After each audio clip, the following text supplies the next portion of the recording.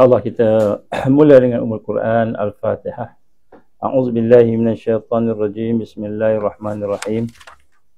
Alhamdulillahi rabbil alamin arrahmanir rahim maliki yaumiddin. Iyyaka na'budu wa iyyaka nasta'in. Ihdinas siratal mustaqim. Siratal ladzina an'amta 'alaihim ghairil maghdubi 'alaihim waladdallin. Amin. أعوذ بالله السميع العليم من الشيطان الرجيم. بسم الله الرحمن الرحيم.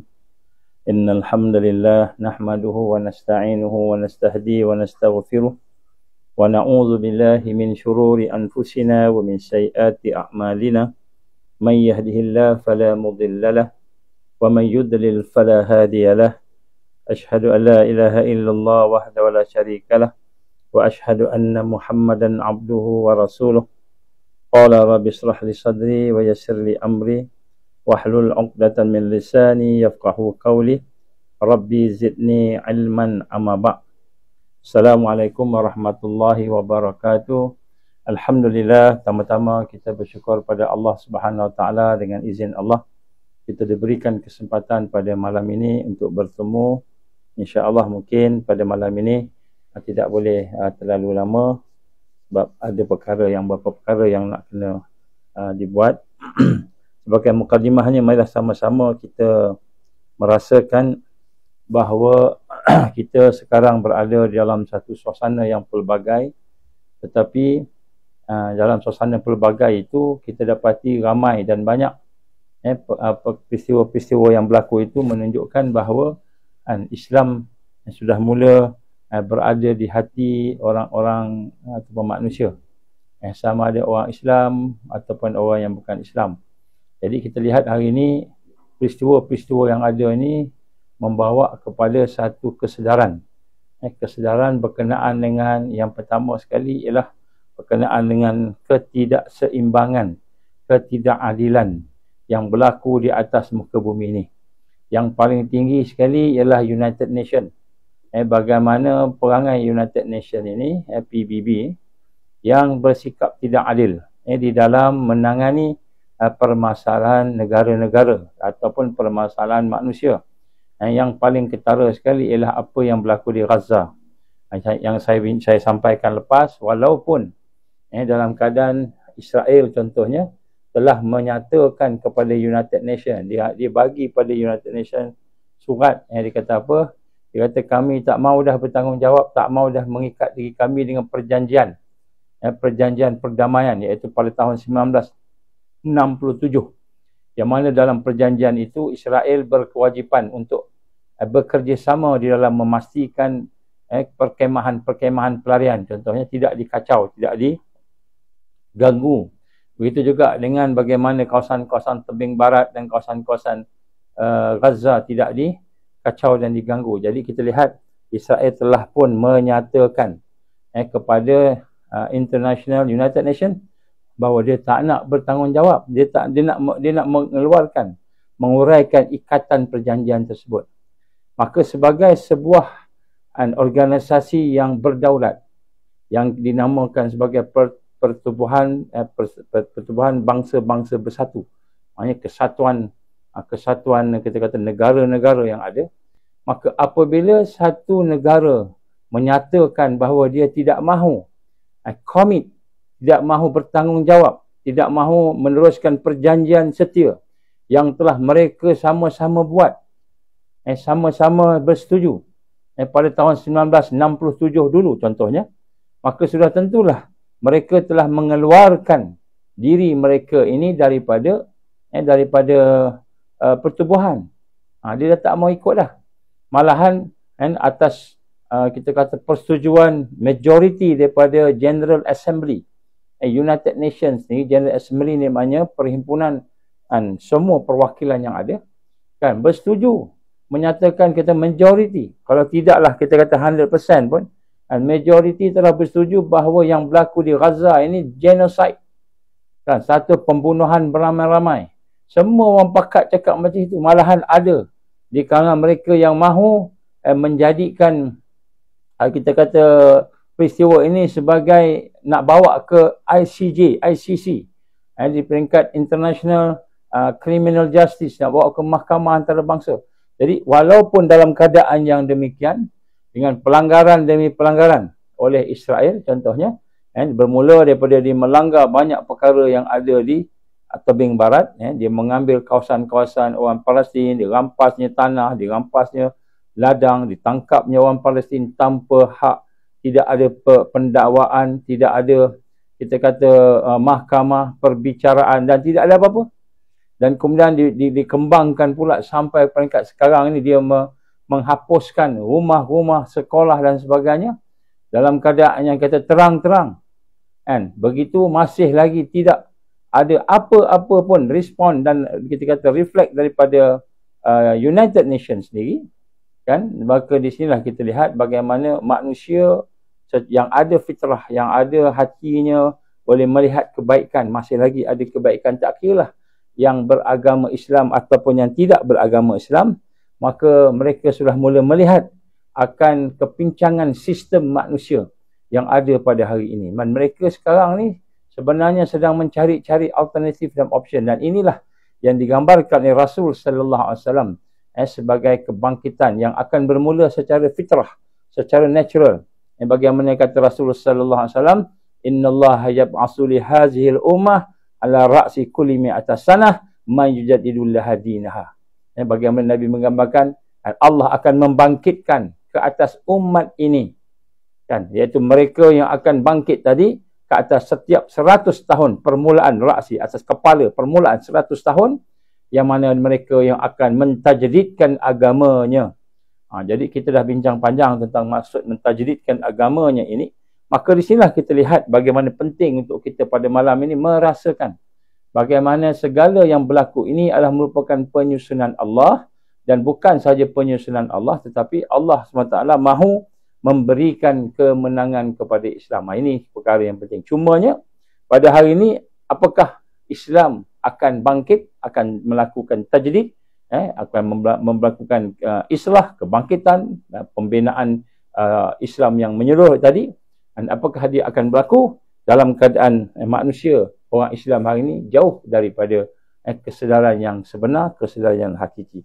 Sebab itulah pada hari ini saya nak membawa beberapa pengalaman kami, beberapa sahabat-sahabat yang dalam NGO yang ada, berkenaan dengan apabila kita telah bertemu dengan berbagai pihak berkenaan permasalahan yang ada di negara kita. Jadi kita pergi kepada United Nations tadi, United Nations pun masalah sekarang ni. Malahan macam mana saya umumkan, Menteri Pertahanan kita telah pun mengumumkan sekiranya Israel masuk ke Lebanon, menceroboh di Lebanon, masuk ke dalam kawasan-kawasan apa yang digambarkan sebagai kawasan kem-kem pelarian yang sekarang ni dah hancur pun, dia dah habiskan dah. Digambarkan lebih daripada 200,000 sebenarnya. Lebih daripada 200,000 rakyat Palestin yang telah terkorban, yang di Gaza tadi. Yang digambarkan oleh media hanya lebih kurang 43,000 sahaja. Daripada maklumat-maklumat yang ada, kita dapat lebih daripada 200,000. Dan di sinilah kita digambarkan bagaimana bila Menteri Pertahanan kata kalau Israel masuk ke Lebanon dan mungkin membahayakan keselamatan askar-askar kita, kita akan angkut askar kita balik ke negara. Sedangkan askar-askar tu duduk di bawah United Nations yang sekarang ni bertugas sebagai tentera pengaman. Sekiranya Israel melampaui batas, masuk ke sebuah negara tanpa hak, tanpa mengikut peraturan, perjanjian dan keamanan yang sebenarnya, maka tentera kita boleh berpeluang bertembung dengan Israel. Saya nak sebutkan kepada Menteri Pertahanan, semasa kami atas kapal dulu, kami tak ada senjata pun. Tak ada senjata, tak ada apa. Yang ada bekalannya, senjata kami hanyalah doa.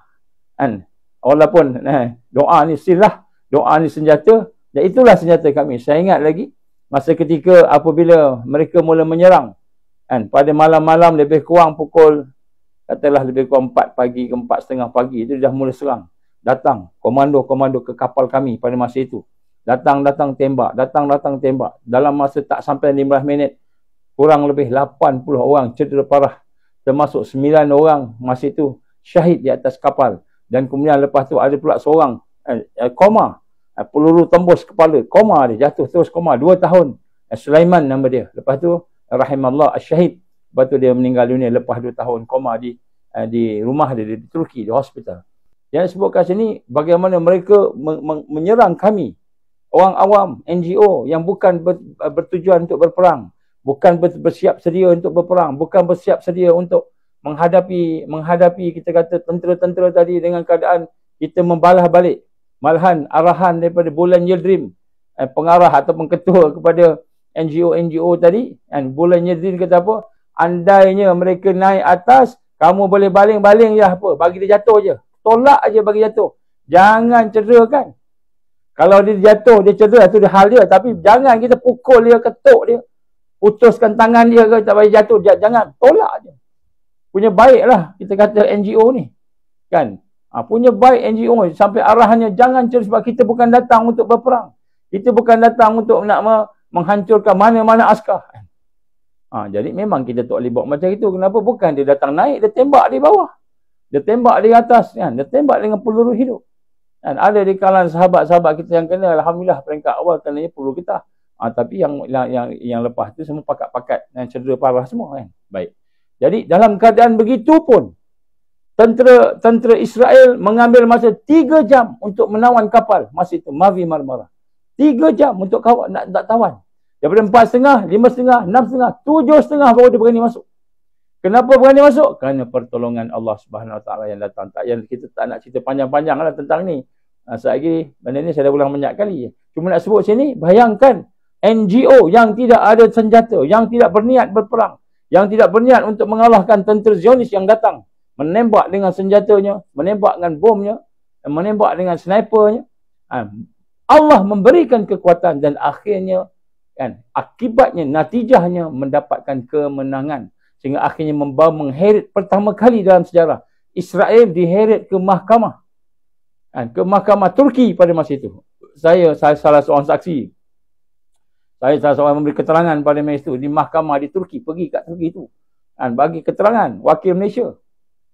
Pada masa itu, sebagai salah seorang pimpinan di sana, yang mewakili daripada Asia Tenggara, saya pergi. Orang Indonesia datang juga. Seorang, 2 orang. Dan kemudian kami beri kenyataan-kenyataan akhirnya dijatuhkan hukuman kepada tentera-tentera yang menyerang sebagai kita kata sebagai lanun-lanun, macam itulah. Perompak-perompak yang jahat. Maka telah dijatuhkan hukum, kena bayar denda dan sebagainya. Ada yang kena tangkap paganya. Jadi nak sebut kat sini, berjaya. Dan begitu juga telah dibuat satu juga sekali penghakiman dan dibawa ke ICC. Of course lah, ICC file itu duduk dekat atas meja peguam cara je sampai sekarang. Tak bergerak-gerak kan. Tapi nak sebut kat sini, berjaya. Sehingga akhirnya menyebabkan kebangkitan seluruh dunia. Umat Islam, umat bukan Islam bersama-sama bangkit dan akhirnya membina satu arus yang baru, iaitu Israel berada dalam suasana yang tertekan. Ini daripada NGO. Bayangkan sekiranya tentera kita respon.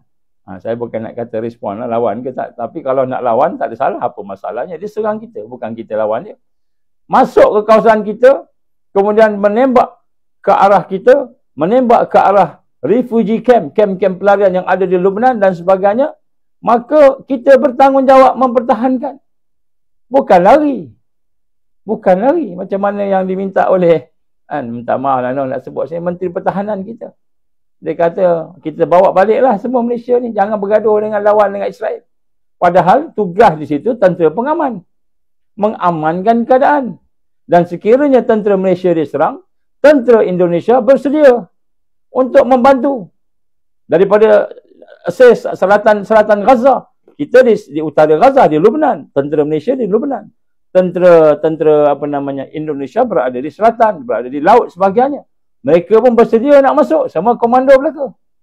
Bayangkan tentera Malaysia, tentera Indonesia bertempur dengan Israel. Dengan keadaan tentera kita yang memang bersedia sebenarnya. Saya yakin berani-berani semua. Maka pada masa itu akan berlakulah tercetusnya peperangan yang baru. Bagaimana yang digambarkan Rasulullah SAW. La taqumu as-sa'ah hatta yuqatil al-muslimun al-yahud. Tidak akan berlaku kiamat sehinggalah orang-orang Islam menyerang orang-orang Yahudi. Bagaimana yang berlaku dalam Taufan Al-Aqsa. Ya, sebab itu dah disebut sini pada malam ini, setelah kita melihat apa yang berlaku di peringkat antarabangsa. Rupa-rupanya antarabangsa ni nama aja pertubuhan bangsa-bangsa bersatu.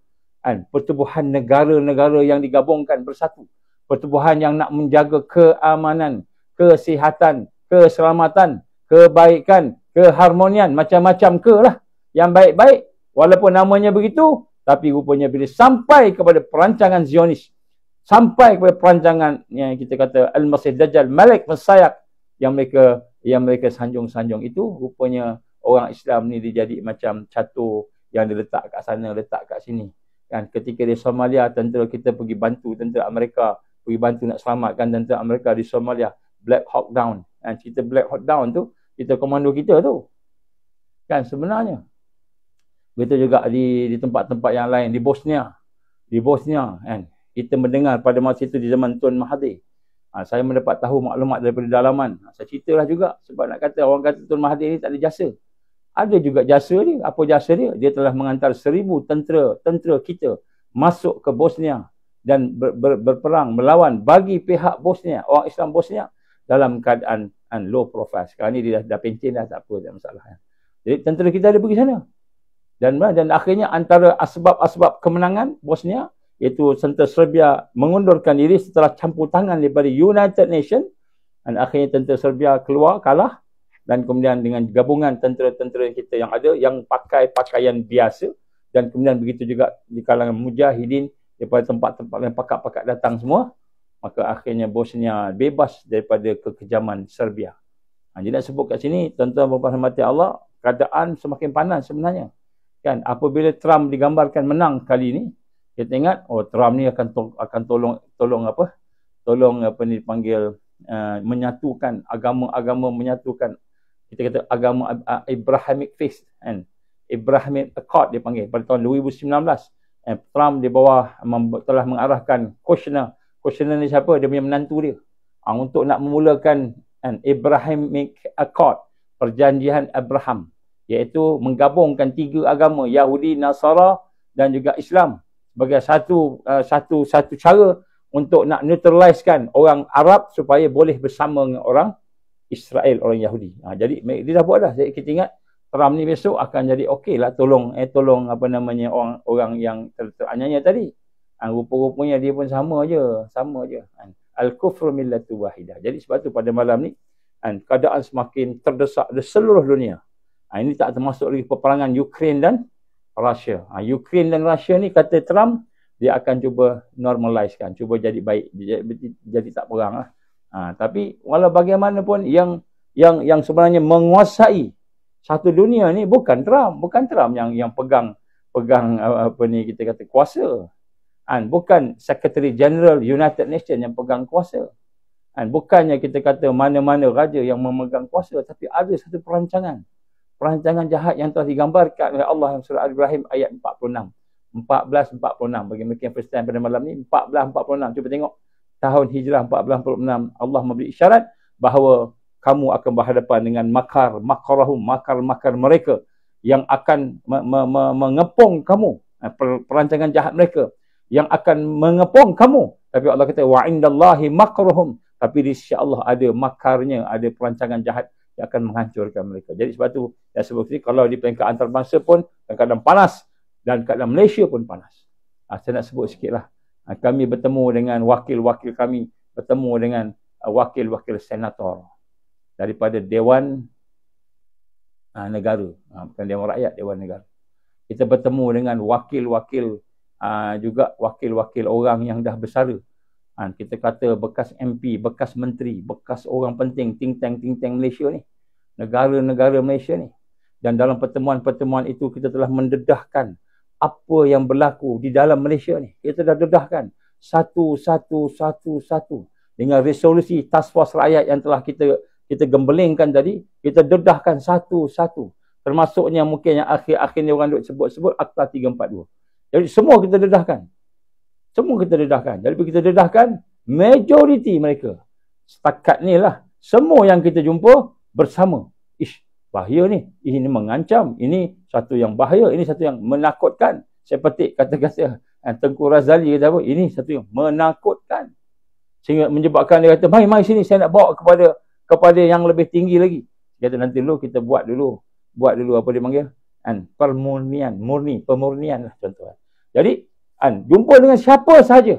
Pimpinan-pimpinan, dulu MP lah, dulu menteri lah. Begitu juga mereka yang think tank, bekas polis, bekas tentera. Jumpa dengan bekas ketua-ketua pertubuhan ataupun yang memegang keputusan. Semua. Bila kita menceritakan tentang masalah yang ada dalam negara ni, semua menggambarkan ini menakutkan dan ini mengancam. Ini mengancam.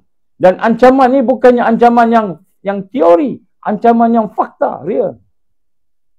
Ancaman yang real. Malahan setelah kita berbincang dengan sekumpulan lawyer-lawyer, peguam yang mahir dengan perlembagaan negara, peguam yang mahir dengan peraturan dan perundangan dalam negara, mereka menyatakan banyak perkara yang dilakukan di parlimen hari ini tidak berdasarkan perlembagaan negara. Saya minta maaf, saya terpaksa sebut perlembagaan negara. Ada orang tak suka sebut nama perlembagaan negara. Tapi kita kena faham, selagi tidak ada kebangkitan daripada Al-Mahdiyin yang hakiki, maka selagi itulah kita kena kaedahnya, kita kena mengikut saluran-saluran yang ada.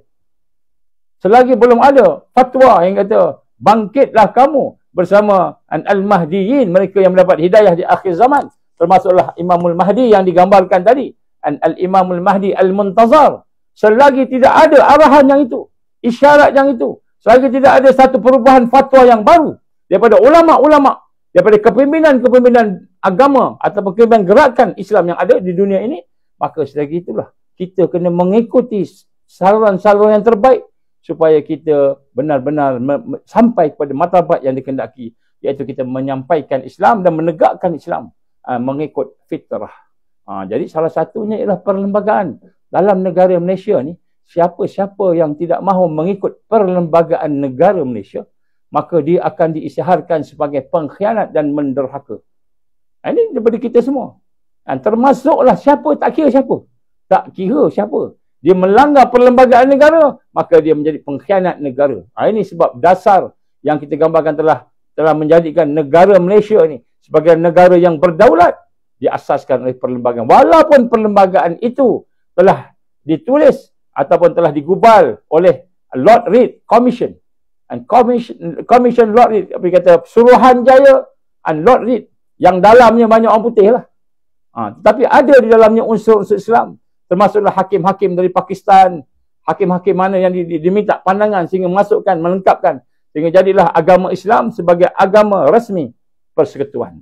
Jadi semua ni termasuklah kedudukan raja-raja, majlis raja-raja, yang di Pertua Agong, semua ada kat situ. Maka pada hari ini saya nak dengan terus terang saya menyatakan, banyak perkara-perkara yang telah dilakukan, yang dibuat oleh Parlimen pada hari ini menyalahi perlembagaan negara. Banyak. Akta 342 melanggar perlembagaan negara. Contoh dari sudut artikel 5, artikel 50, artikel 150, artikel tentang kebebasan, artikel tentang proklamasi darurat. Jadi Akta 775 juga mengambil kuasa yang di Pertuan Agong, Sultan-Sultan. Begitu juga akta yang baru-baru ni, RUU Mufti wilayah ni. Kita ingat, orang duk cerita pasal Asy'ariyah dengan Al-Maturidiyah, kan, lawan dengan geng Wahabi. Akidah ni, akidah tu betul tak betul, mana sesat tak sesat. Orang cerita hak tu, tak, sebenarnya bukan itu. Itu yang kita disibukkan. Benda tu dah dibincangkan oleh ulama-ulama sebelum ni. Tak payah bincang dah, tak payah bincang dah. Kita ikut aja lah. Siapa yang yakin dengan pandangan A, ikutlah A, tak apa, dua-dua semua tu sama. Maknanya berdua-dua tu benda tu yang diiktiraf. Tak ada orang berani kata ni sesat, ni sesat, ni sesat sebenarnya. Jadi orang yang jahil. Yang sebut kat sini, isunya bukan isu akidah ataupun Asy'ariyah dan Al-Maturidiyah ataupun dengan Wahbi dan Salafi sebagainya tadi.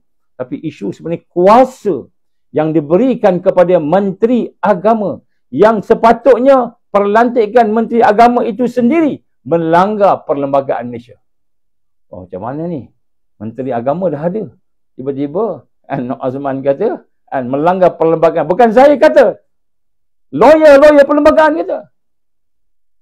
Termasuklah bekas menteri sebagainya. Bila kita kaji tengok semula, rupa-rupanya kan Menteri Agama ni sendiri, kedudukan dia sebagai menteri itu sebenarnya melanggar perlembagaan negara. Saya yakin ramai berminat nak tanya ni. Memang pun kami pun baru tahu. Tapi bila kaji tengok balik, kaji balik, ada. Jadi banyak. Perlantikan Menteri Agama, perlantikan JAKIM. Sebab tu JAKIM hari ni diberi sampai 2 bilion. Bajet 2 bilion. Apa JAKIM nak buat dengan 2 bilion tu? Buat sambutan Maulid Nabi, sambutan semua, satu kali sambut 1 juta, 3 juta macam itu. Kan? Jadi nak sebut kat sini, kan, JAKIM sendiri, kewujudan JAKIM sendiri dipersoalkan oleh lawyer-lawyer perlembagaan negara hari ini. Macam mana boleh tunjuk? JAKIM dibuat pada zaman Tun Mahathir. Tapi ketika itu yang menghidupkan JAKIM bukan Tun Mahathir, Perdana Menteri, tetapi pada timbalan Perdana Menteri Anwar Ibrahim. Anwar Ibrahim juga sekarang dia gunakan JAKIM ni. Kenapa? Kerana ada benda-benda perkara-perkara yang bakal kita akan jumpa tak lama lagi. Saya tak nak cerita habis-habis. Cerita habis-habis lagi tak suspend. Kalau nak kita jumpa berlaga lutut, kita bincang. Tapi nak sebut kat sini banyak perkara-perkara yang berlaku di peringkat parlimen. Bagaimana aktanya dan sebagainya yang berlaku tanpa pengetahuan yang di-Pertuan Agong. Yang di-Pertuan Agong tak tahu. Bila kita bincang-bincang ni, rupanya tak tahu. Dia tahu yang luar-luar je. Adalah dia punya struktur dia buat sebagainya. Sehingga akhirnya kami telah memohon kepada beberapa orang supaya siapa yang boleh ada akses dengan yang di-Pertuan Agong, minta pergilah jumpa dengan yang di-Pertuan Agong, sampaikanlah apa yang telah kami dapatkan. Apa dapatan-dapatan kami ini, antaranya perkara-perkara yang digambarkan sebagai melanggar perlembagaan negara. Melanggar perlembagaan negara. Dan orang-orang yang melanggar ini adalah orang-orang yang dilantik dan telah bersumpah untuk nak menjadi orang yang menjaga perlembagaan negara. Seperti Perdana Menteri Malaysia, menteri-menteri, kabinet, ahli parlimen, kan, ketua polis negara dan sebagainya lah. Nak sebut kat sini. Saya sebut ni sebab ada fakta di belakangnya, insya-Allah. Kalau hajat fakta kita boleh jumpa. Kita boleh bincang. Dan perkara ini bukan saya je, ramai. Ramai. Kan, kalau kita tahu ada satu NGO, Majlis Perundingan Melayu, Majlis Perundingan Melayu, MPM. Ini pun satu majlis yang luar biasa. Dipengusikan, kalau tak silap saya, Tan Sri Hanif, Tun Hanif. Kan Tan Sri, Tun Hanif. Begitu juga kan dengan hakim-hakim negara, bekas hakim negara dan bekas pimpinan-pimpinan think tank negara dalam MPM ni. Dan mereka telah memberikan suggestion kepada yang di-Pertuan Agong yang sebelum ni, daripada Sultan Abdullah. Yang sekarang saya tak pastilah. Sultan Ibrahim saya tak pasti. Telah memberikan suggestion. Ini semua bekas-bekas think tank negara. Dan mereka telah berkongsi dengan kami tentang apa suggestion tadi. Dan sebenarnya kami nak bagi suggestion lebih lembut lagi daripada apa yang mereka nak bagi. Mereka bagi lagi keras. Kita bagi ni lembut lagi. Tapi sampai dia kata sekiranya, ni saya sebut perkataan. Sekiranya perkara ini berlaku sebagaimana yang ada, tidak ada perubahan. Tengoklah, mungkin 20 tahun daripada sekarang, 10 tahun, 20 tahun, mungkin 50 tahun daripada sekarang, kita, anak-anak cucu kita, orang Islam, agama Islam akan merempat di tanah air mereka sendiri. Ini perkataan mereka ni. Saya petik je. Saya tak perlu sebut nama. Cari tu MPM tu apa. Siapa dalam MPM ni? Ini orang think tank negara ni. Semua orang kuat-kuat. Tan Sri Tun pun ada. Datuk Sri pun. Bukan Tun Mahathir. Datuk Sri. Semua pakat ada belaka. Yang kami cakap tu dengan Datuk Sri. Bukan sebarang-sebarang. Yang sebut kat sini. Apa yang berlaku di negara kita telah menggegar semua orang. Tak kira parti politik, tak ada parti politik. Cuma yang saya rasa terkilan sikit, orang agama ni masih ke belakang sikit. Mereka fikir pasal benda yang masih lagi 10 tahun dulu, 20 tahun dulu punya isu, punya perkara. Dia tak tengok apa yang berlaku sekarang. Sedangkan sekiranya kita tidak berbuat apa-apa, tidak bergabung, tidak melakukan sesuatu dengan sebenarnya, maka tengoklah, mungkin apabila salah satu benda yang nak lakukan persempadanan semula yang akan dicadangkan oleh kabinet dan diluluskan pula oleh parlimen seperti Akta 342 dan sebagainya. Tengoklah, maka lepas ini akan menjadi huru-hara negara kita ini kerana orang yang majoriti, orang Islam, orang Melayu yang majoriti tak boleh nak dapat apa yang sepatutnya. Saya minta maaf lah. Mungkin ini agaknya layak kita. kelayakan kita ni duduk dalam keadaan bergaduh. Agaknya kelayakan kita ni duduk dalam keadaan bertelingkah satu sama lain. Cerita perkara furuk, perkara cabang-cabang yang ulama dah bincang dah banyak-banyak dulu, kita duk bincang balik. Padahal benda tu dah qat'i, dah habis dah. Tak payah bincang lah, masing-masing berlapang dada lah dengan pandangan masing-masing. Kita nak maju bagaimana nak membina kekuatan, penyatuan, membina satu gelombang baru. Bagaimana nak membina tajdid, man yujaddidu laha dinaha. Itu sepatutnya yang kita fikirkan. Kita duk fikir benda yang kita kata cabang-cabang, furuk-furuk, dia panggil furuk masail. Masalah cabang. Sekadar itu je. Itulah yang paling kuat lah. Pening-pening kepala orang agama kita fikir. Tak kira lah sama ada orang agama atau gerakan Islam. Kan majoritinya begitu, tidak memahami realiti yang sekarang, bahawa kita telah pun melepasi 100 tahun Hijriah daripada Osmaniyah, 100 tahun Masihi daripada kerajaan Osmaniyah. Dah lepas dah. Dan Nabi kata setiap 100 tahun akan berlaku satu tajdid, satu pembaharuan, satu pembinaan kekuatan. Ini kita rasa ramai orang tak faham ini. Wakil ini orang tak faham. Bila tak faham, kita fikir macam mana 10 tahun lepas, 20 tahun lepas, 30 tahun lepas. Kita berbangga, kami dah ada 30 tahun dah duduk. Kami dah 40 tahun. Kami dah 50 tahun. Ada yang kata kami dah 60 tahun lebih pertubuhan kami. Dah matang dah. Matang apa? Apa yang berlaku kita tak kisah. Teringat saya berapa minggu, 2 minggu lepas lebih kurang, kami pergi ke parlimen. Wakil-wakil kami berjumpa dengan parlimen. Beberapa orang ahli parlimen. Terserempak dengan ahli parlimen pembangkang. Kita sebut pembangkang lah, sekarang pembangkang. Daripada parti-parti yang kita sendiri pernah ngundi untuknya. Mungkin ramai kita yang ngundi tu, ngundi lah. Tanya mengenaan Akta 342. Geleng kepala. Tak tahu. Akta 342 tak tahu. Dan saya yakin kelulusan 342 oleh 23 orang ahli MP tadi, majoriti ahli parlimen tak tahu. Tak tahu pun. Kata Tengku Razali, seperti being bought, telah dibeli. Mereka telah dibeli. Padahal akta ni telah 5 kali ditolak di parlimen. Sampai peringkat yang terakhir telah digugurkan PM yang amat berhormat pada masa itu, Ismail Sabri. Datuk Ismail Sabri sampai peringkat dia gugurkan daripada usul. Sebab terlalu draconian.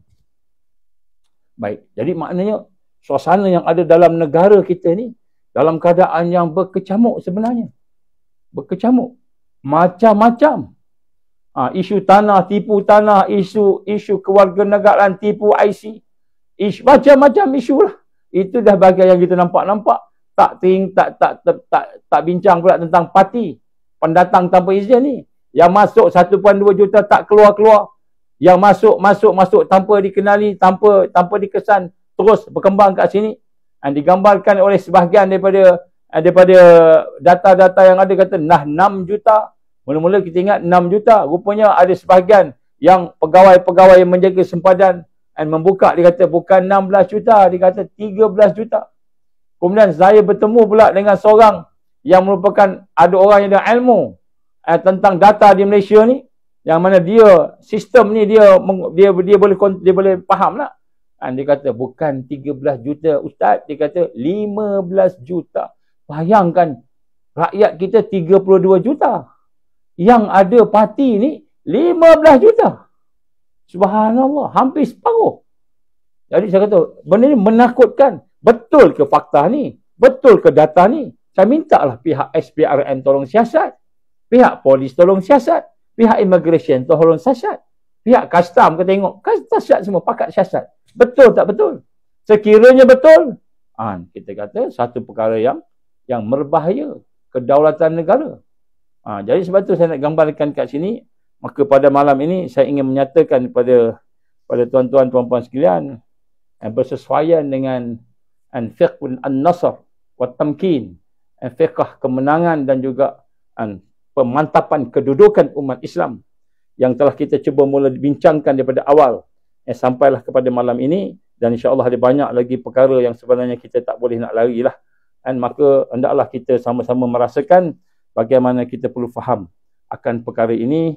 Dan perkara ini adalah merupakan perkara yang mana Allah SWT telah pun siapkan untuk kita. Jadi sebab itu pada malam ini saya sebenarnya nak menyatakanlah Dan secara yang pertama sekali dalam fiqh tamkin, fiqh an-nasr wa tamkin ini, iaitu fiqh tentang kemenangan dan penegakan tamkin ini, penegakan kedudukan umat, khilafah Islam dan sebagainya ini.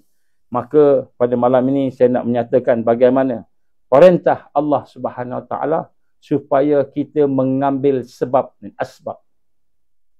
Kita mengambil asbab. Dan kita mengambil asbab ini bersesuaian dengan apa yang digambarkan oleh Allah Subhanahu Wa Taala di dalam Al-Quran tentang banyak ayat-ayatnya, insya-Allah yang pada malam ini akan kita kongsikan. Bagaimana yang digambarkan oleh Allah Subhanahu Wa Taala, kita nak mulakan dengan ayat Allah Subhanahu Wa Taala surah Al-Hajj. Surah Al-Hajj ayat 15, an man kana yazunnu an lan yansurahu Allah fid dunya wal akhirah falyamdud bisababin ila as-sama' thumma yaqta falyanzur hal yuzhiban kaiduhu ma yaghid ma yaghid. Jadi Allah kata apa dalam ayat ini? Siapa-siapa yang sangka bahawa Allah tidak sekali-kali akan menolong Rasulullah SAW tadi dalam dunia ataupun akhirat, maka hendaklah ia menghulurkan tali di bumbung rumahnya. Jadi tali di bumbung rumahnya sebab tadi bisabab, dikata hendaklah menjerut lehernya sampai mati. Kalau dia kata Allah tak tolong, Allah kata kamu letak tali. Tali ni, pegang tali ni digambarkan dalam ulama-ulama sebagai al-hab tadi ataupun al-bab tadi tu, al-sabab tadi sebagai sebab, iaitu yang mana sebab itu Allah memerintahkan supaya kita menaikkan sebab-sebab tadi. Dan dalam itu hendak dikata memikirkan bagaimana tipu daya yang ada pada mereka. Jadi di sini disambut dalam satu ayat yang lain pula, Allah SWT menggambarkan dalam surah Al-Hajj tadi tu, contohnya ayat 15, hendaklah kamu merentangkan tali ke langit. Rentangkan tali ke langit, naik ke langit tali daripada atas bumbung, naik ke langit. Kemudian hendaklah ia menggunakannya sebagai asbab tadi. Maka dalam surah Al-Kahfi pula Allah menggambarkan, inna makkanna lahu fil ard wa atainahu min kulli syai'in sababa. Dan Allah gambarkan sesungguhnya kami telah memberikan kepadanya, ini Iskandar Zulkarnain lah di kisah tadi, kekuasaan, makkanna lahu fil ard, kekuasaan ataupun kita kata kedudukan di atas muka bumi ini, dan kami beri kepadanya jalan ataupun sebab-sebab untuk menjayakan tiap sesuatu yang diperlukan. Maka sambungan ayat ini kita fa'atba'a sababa. Fa'atba'a sababa. Lalu dia pun mengikut jalan-jalan atau asbab-asbab tadi. Jadi sinilah kita lihat bagaimana Allah memerintahkan kita dalam keadaan huru-hara, dalam keadaan kita kata kekacauan, dalam keadaan hari ini yang macam-macam tipu daya yang dilakukan oleh mereka yang memegang tampuk kepimpinan pada hari ini. Tak kira tampuk kepimpinan dunia atau tampuk kepimpinan negara. Tak semualah. Tak semua yang jahat ni. Tak semua yang khianat ni. Kita akan tengok bagaimana pengkhianat ini besok. Kan? Tapi nak sebut kat sini, kan, bagaimana dalam keadaan yang berbagai perkara dirancang, makar-makar yang dirancang sesuai dengan isyarat yang Allah berikan dalam surah Ibrahim ayat 46. 1446, sesuai dengan tahun kita Hijriah 1446. Allah menggambarkan mereka melakukan perancangan jahat untuk nak menghabiskan umat, menghabiskan Islam, menghabiskan orang baik-baik inilah. Dan Allah juga wa indallahi makruhum, dan Allah juga menyatakan bahawa dia ada perancangan jahat. Maka Allah mengarahkan kepada kita supaya bekerja, mencari sebab. Dan bagaimana Allah gambarkan dalam surah At-Taubah ayat 105. Ini semua adalah kefahaman-kefahaman kita tentang perkara. Jadi sebahagian kita ni, kan, dia kata kita ni tak payah buat apa-apa lah, tunggu je lah. Tunggu Imam Mahdi, dia kata. Tunggu Imam Mahdi turun. Besok dah Imam Mahdi datang, kita bangkit lah. Dia bukan macam tu. Kan, kalau Imam Mahdi turun 50 tahun dari sekarang, macam mana? Siapa yang boleh yakin Imam Mahdi turun sehari 2 hari ni? Kan? Jadi kita kena ada satu perkara dalam fikiran kita bahawa kejayaan yang Allah akan bagi kepada hamba-Nya, kepada umat Muhammad ini adalah berdasarkan kepada amal. Sebab itu Allah tekankan dalam surah At-Taubah ayat 105. A'udzubillahi minasyaitonirrajim. Wa qul i'malu fasayarallahu 'amalakum wa rasuluhu wal mu'minun wasaturadduna ila 'alimil ghaibi wasyahadah fa yunabbi'ukum bima kuntum ta'malun. Allah gambar apa? Allah kata, dan katakanlah katakanlah wahai Nabi, wahai Muhammad sallallahu alaihi wasallam kepada kita lah, dan kita pun cakaplah, sampaikan, maka beramallah kamu, bekerjalah kamu. Jadi Allah perintahkan kita supaya bekerja. A'malu, kamu beramal. Allah perintah kita supaya beramal atas segala yang Allah perintahkan, dan beramal untuk kita melaksanakan tajdid, melaksanakan sesuatu yang membina kekuatan. Jadi kita kena beramal. Bukan kita tengok, diam, tengok, diam. Kita kata tak apalah 10 tahun daripada sekarang macam itulah kita fikir. Tak bergerak-gerak. Tak meningkat-ningkat. Setan gondol is watching. Setan gondol. Subhanallah. Ada setan gondol. Tapi ini, setan gondol ni setan gondol yang beriman. Sebab dia tengok ceramah ni kan. InsyaAllah. Yang sebut kat sini, Allah perintahkan kepada kita, wa qul i'malu fasayarallahu amalukum wa rasuluhu wal mu'minun. Allah kata beramallah kamu. Maka diperintahkan kepada kamu yang bekerja, maka Allah dan Rasulnya serta orang-orang yang beriman akan melihat apa yang kamu kerjakan. Jadi Allah akan tengok kita, menilai, dan orang beriman akan tengok apa yang berlaku ni, dan Rasul salam, dan kamu akan dikembalikan kepadanya. Allah yang maha mengetahui perkara yang ghaib dan perkara yang nyata. Kemudian dia akan menerangkan, dia akan menceritakan, dia akan menghisap apa yang ada pada kamu yang telah kamu kerjakan. Jadi Allah perintahkan kita beramal. Jadi sebab itu pada hari ini tak ada istilah nak tunggu Imam Mahdi datang baru saya nak bekerja. Tak ada istilah saya zikir je lah. Amal ni pun kita ingat amal zikir je. Walaupun zikir itu penting. Zikir ni penting. Saya nak bersihkan hati je. Walaupun bersih hati ni penting. Tapi amal bukan sekadar bersih hati. Sebab tu Nabi gambarkan kepada kita. Kan? Wa malam Allah SWT. Kan? Nabi kata apa? Kan? Dan siapa wa man lam yahtam bi amril muslimin falaisa minna au kama rasul sallallahu alaihi wasallam. Dan siapa-siapa yang tak prihatin, tak kisah, buat tak tahu apa berlaku kat Yahya Sinwar, apa berlaku dekat Palestin, apa berlaku kat Gaza, apa berlaku kat Yaman, apa berlaku dekat Syria, apa berlaku kat Malaysia. Tak kisah, buat tak tahu aja, dia buat fikir diri dia aja. Kumpulan dia aja. Seronok dia sama-sama sendiri je. Buat sukan, buat apa, seronok-seronok aja. Wa man lam yahtam bi amril muslimin falaisa minna au qamaka rasul sallallahu, bukan daripada golongan kami, kata Nabi. Jadi sebut kat sini bagaimana Nabi kata kalau kita tak kisah. Sebab tu hari ni kita nak ambil berat. Sebab tu Allah perintahkan kita semua melihat apa yang berlaku, mengambil berat. Dan bila mengambil berat, bukan kita tengok aja, diam. Oh, alah, mak parlimen kita buat kacau. Oh, tak apalah, di kat situ kita besok next election kita pilih orang lain pula. Macam itu kita cerita. Kita tak fikir macam mana nak bersama-sama dengan rakyat mencegah kerosakan dan kemungkaran ni. Bila dah nampak, bila tengok, dah prihatin, kita kena cegah. Man ra'a minkum munkaran falyughayyiru biyadihi fa in lam yastati' fa bilisani fa in lam yastati' fa biqalbi wa dzalika adhaful iman. Siapa-siapa yang melihat kemungkaran, dah nak ambil perhatian, tengok sana, tengok sini, belajar sana, apa berlaku sini. Berlaku banyak benda yang merosakkan kat negara kita rupanya. Maka kita kena ambil berat. Kata Rasulullah SAW, kena ambil berat, ambil perhatian. Melakukan amar ma'ruf nahi munkar, maka kena cegah. Cegah dengan tangan. Kalau mampu dengan tangan, dengan tangan. Kuasa yang ada, tak mampu dengan lisan. Kita kena sampaikan. Jangan jadi setan bisu. Sebab tu ada hadis Nabi yang lain, afdal jihad. Kan? Jihad yang utama ialah kamu bercakap kepada pemimpin yang zalim. Wahai zalim, kamu zalim. Kena tegur.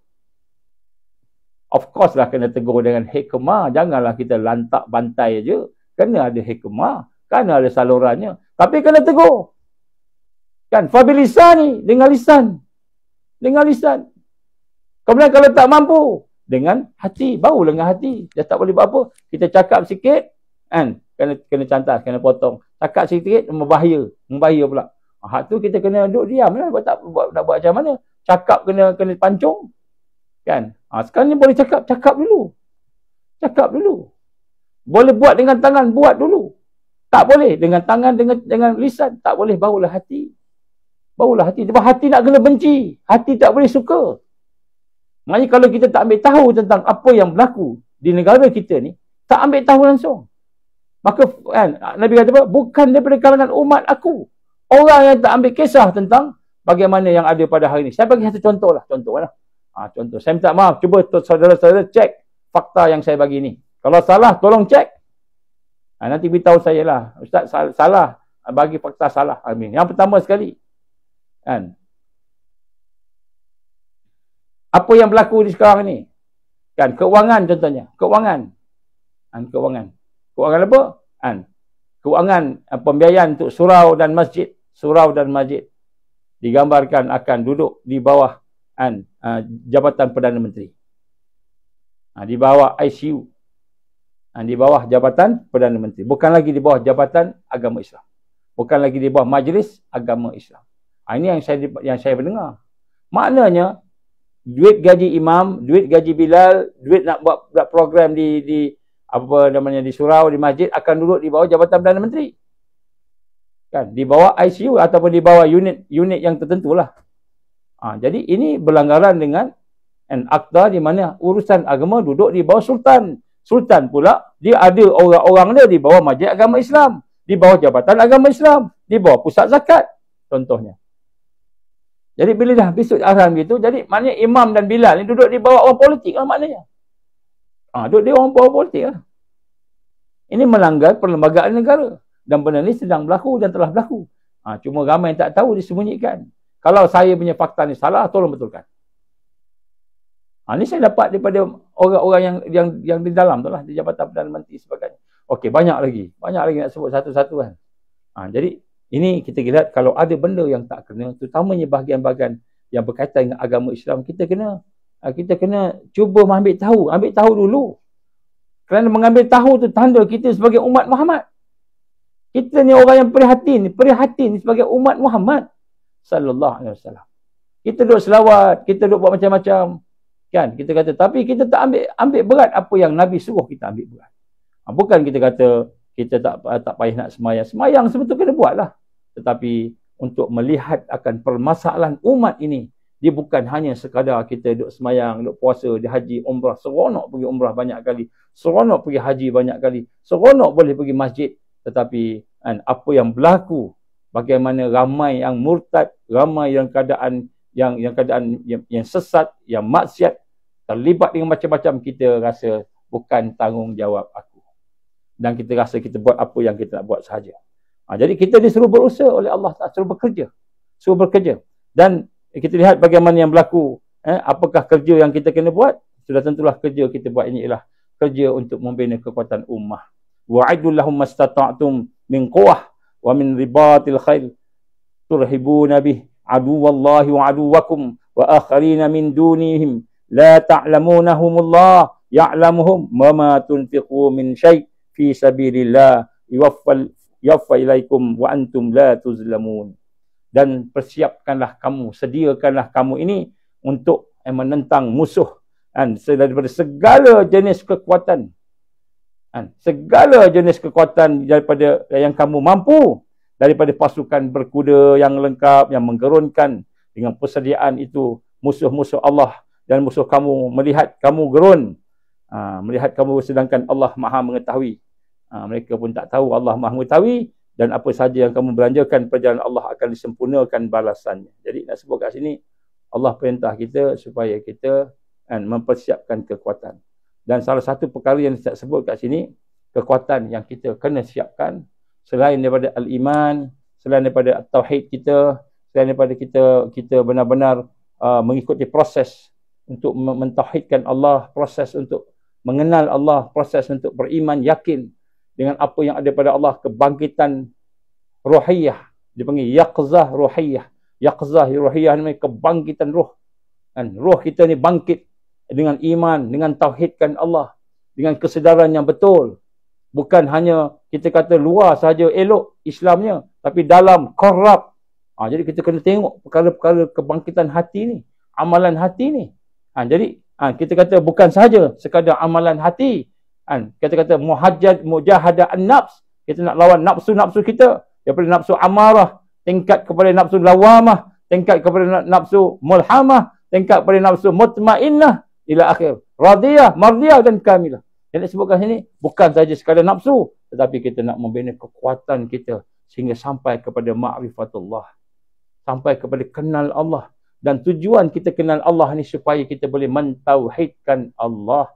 Sehingga sampai peringkat kita boleh mengosongkan hati kita, diri kita daripada keakuan diri kita. Sehingga akhirnya kita boleh benar-benar mentauhidkan af'al Allah, asma Allah, sifat Allah. Malahan kita mentauhidkan zat Allah. Jadi kita kena melalui proses ni, pembersihan hati, tazkiyah nafs. Tapi bukan itu sahaja. Jangan kita berpuas hati boleh berzikir, menjalani jalan-jalan tariqah, kan, membaca maksurat pagi petang, baca Quran, baca zikir-zikir manzil, baca macam kita baca. Kita puas hati, kita boleh dapat sejuta selawat kita baca satu hari, kita puas hati. Bukan sekadar sebab at-tariqah ni bukan matlamat kita. Jalan tu bukan matlamat, itu jalan je.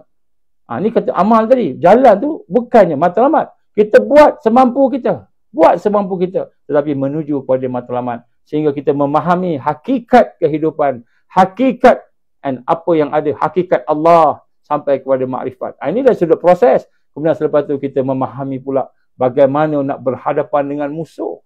Sebab tu Allah sebut musuh ni. Sehingga musuh kamu gerun kat kamu. Jadi musuh bukan kita nak tunjuk aku terror, aku kuat silat sebagainya, aku kebal apa. Ada satu viral video. Nak tunjuk kebal, dia bersilat-silat kat depan pengantin, tiba-tiba dia cocok keris kat dada dia kan. Oloknya kebal lah. Kebal-kebal keris masuk sampai bawah, tak sempat habis silat, mati. Ini berlaku pada orang Bugis. Orang Bugis ya? Orang Bugis kita silap. Dia sebutlah Bugis, tradisi dia lah. Nak sebutkanlah kita kata sampai peringkat kita boleh jadi setakat kita faham Allah, kenal Allah. Tetapi Allah perintah kita bukan kenal dia sekadar kenal makrifat tadi, yakin tadi, tapi kenal dan yakin sampai peringkat kita berubudiyah pada dia. Berubudiyah pada dia pula kemuncaknya menegakkan Islam. Menegakkan Islam. Menegakkan Islam ni bukan menegakkan Islam kita pergi sembahyang dan tegak Islam, tak. Menegakkan Islam dalam bentuk seluruh kehidupan kita, seluruh sistem kehidupan kita. Sebab besok kalau fatwa dikeluarkan oleh Menteri Agama, kalau fatwa dikeluarkan oleh Menteri Agama yang tak perlu rujuk kepada majlis fatwa, jadi Menteri Agama boleh keluar fatwa ni. Kalau akta RUU Mufti ni, besok dia boleh keluar fatwa, tak perlu rujuk pun kepada majlis fatwa. Kuasa yang ada pada dia tu besar tak besar? Dia kata tiba-tiba dia kata kita kena bersama-sama, bukan menteri sekarang lah, menteri akan datang ni. Kita kena bersama-sama dengan agama lain. Kita kena mengiktiraf agama lain. Kita kena bertoleransi dengan agama lain. Kita sama-sama menerima agama lain sebagai sebahagian daripada agama-agama yang ada. Sepatutnya kita bersama-sama bekerjasama. Iktiraf agama lain sama dengan Islam. Tiba-tiba fatwa tu keluar, macam mana buat? Tak boleh lah. Allah sebut dalam Al-Quran, agama yang diterima hanyalah Islam. Agama lain tak Islam. Agama lain tak terima. Inna din indallah al-Islam. Yang itu yang aku faham, belajar dulu. Kan? Lepas tu, wa may yabtaghi ghairal Islam dinan. Siapa yang cari selain daripada agama Islam, falan yuqbala minhu. Sekali-kali Allah tak terima. Tiba-tiba dia kata sama. Bila sama masuk agama lain pun sama. Ini anak-anak kita ni. Sekarang dah ada dah dalam silibus anak kita ni. Silibus kat universiti ni sama dah. Saya itu masa sekali satu kuliah tu, saya cakap-cakap, tiba ada seorang daripada pensyarah daripada universiti, tak biasa sebut universiti mana lah, nanti kan dia pula kena kan. Dia kata apa? Ustaz, apa yang tak sebut dah ada dalam dia punya silibus. Saya mengajar ni menyatakan bahawa dalam bekerja, dalam berusahawan, dalam niaga sebagainya, etikanya sama aja. Semua agama sama, dia kata. Semua agama sama. Dalam meniaga bekerja pun semua agama sama, etika sama. Dia kata etika. Bila kata semua agama sama, tidakkah kita telah keluar daripada Islam? Sebab mereka bukan nak suruh kita keluar daripada Islam dengan suruh kita masuk Kristian, masuk India pula, masuk Hindu, masuk mana-mana lah. Tapi cukup dengan kita mengiktiraf agama lain sebagai agama yang sama dengan Islam, maka murtadlah orang tersebut. Ini bukan saya cakap. Ini fatwa wilayah mufti daripada wilayah persekutuan ni cakap. Dan cuba tengok balik. Jadi maknanya sama rata tu. Jadi kalau Allah izin, keluar daripada seorang mengatakan, kita kena berbaik-baik supaya kita jangan berperang, jangan bergaduh, beraman, beradu dan sebagainya, peaceful dan sebagainya, maka kita kena iktiraf agama lain sama dengan kita. Sedangkan Nabi kita apa? Al-Islamu ya'lu wala yu'la alaih. Islam paling tinggi, tak ada yang lebih tinggi. Allah pula kata apa? Wa may yabtaghi ghairal Islam dinan, siapa yang ambil agama lain, falan yuqbala minhu, maka Allah takkan terima langsung. Maknanya selain Islam tu sesat. Kita taklah bergaduh dengan orang bukan Islam. Kita taklah menganiaya dia, menzalimi, tidak. Allah perintah kita buat baik dengan orang yang tidak memerangi Islam. Orang tak musuh Islam, kita wajib buat baik. Orang Cina, orang India, orang Kazazan, Iban, kita wajib buat baik. Kenapa kita buat baik? Nak tunjuk akhlak yang baik supaya mudah-mudahan lembut hati dia, masuklah agama yang benar. Tapi tak boleh iktiraf. Kongsi raya. Raya tu pula raya agama. Satu raya Islam, saya lagi raya agama Hindu. Agama Hindu, bukan raya perayaan-perayaan lain. Tahun ke apa, tak. Agama. Boleh ke sambut perayaan agama ni?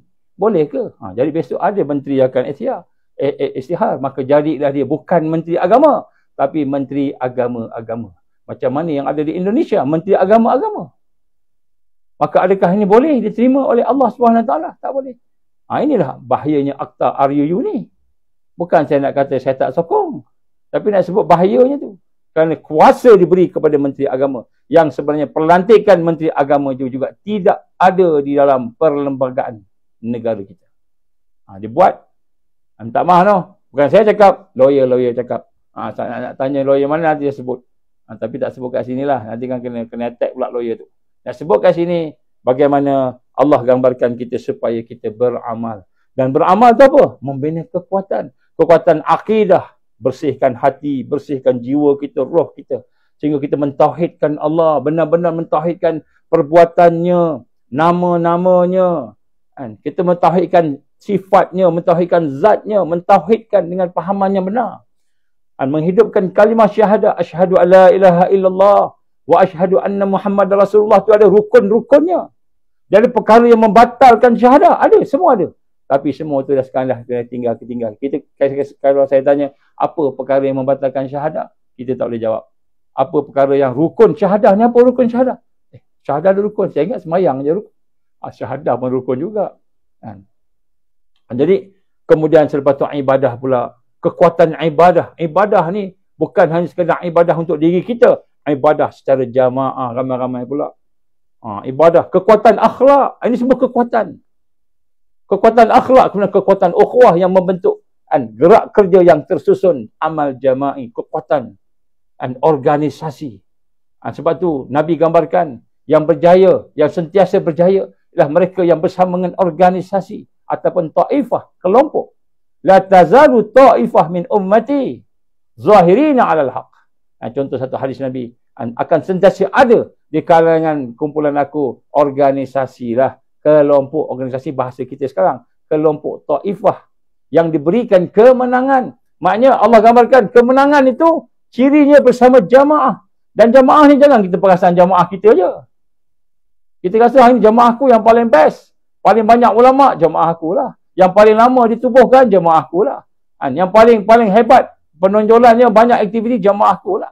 Yang paling berkemanusiaan, jamaah aku lah. Yang JC-nya cantik, dia punya baju cantik, jamaah aku lah. Jadi kita nampak jamaah aku, sedangkan Allah perintahkan kita supaya bersatu. Jadi fitrahnya memang ada banyak jamaah. Memang fitrah banyak jamaah. Banyak taifah. Tapi di akhir zaman ketika tajdid berlaku, semua taifah akan bersatu.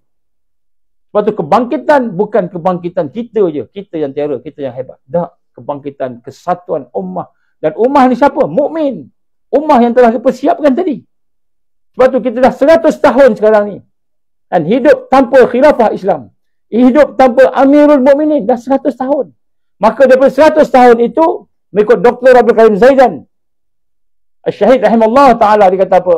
Dia kata ibaratkan kita hari ini duduk dalam satu masjid. Ramai orang buat ibadah. Ada yang sembahyang berjemaah. Ada yang baca Quran dalam kumpulan halaqah Quran. Ada yang dalam keadaan tengah berceramah, tengah bertazkirah. Ada yang dalam keadaan tengah berzikir seorang-seorang. Ada dalam keadaan baring-baring i'tikaf. Jadi banyak amal dalam satu masjid. Janganlah kita nak suruh, semua berhenti, mai semua. Hari ni, sekarang ni, kita baca Quran. Sekarang ni, mana kita boleh paksa? Maka kata Amirul Mukminin, semua tu berada dalam keadaan amal masing-masing. Mengikut kepahaman masing-masing. Mengikut penumpuan masing-masing. Fokus pada masa tersebut.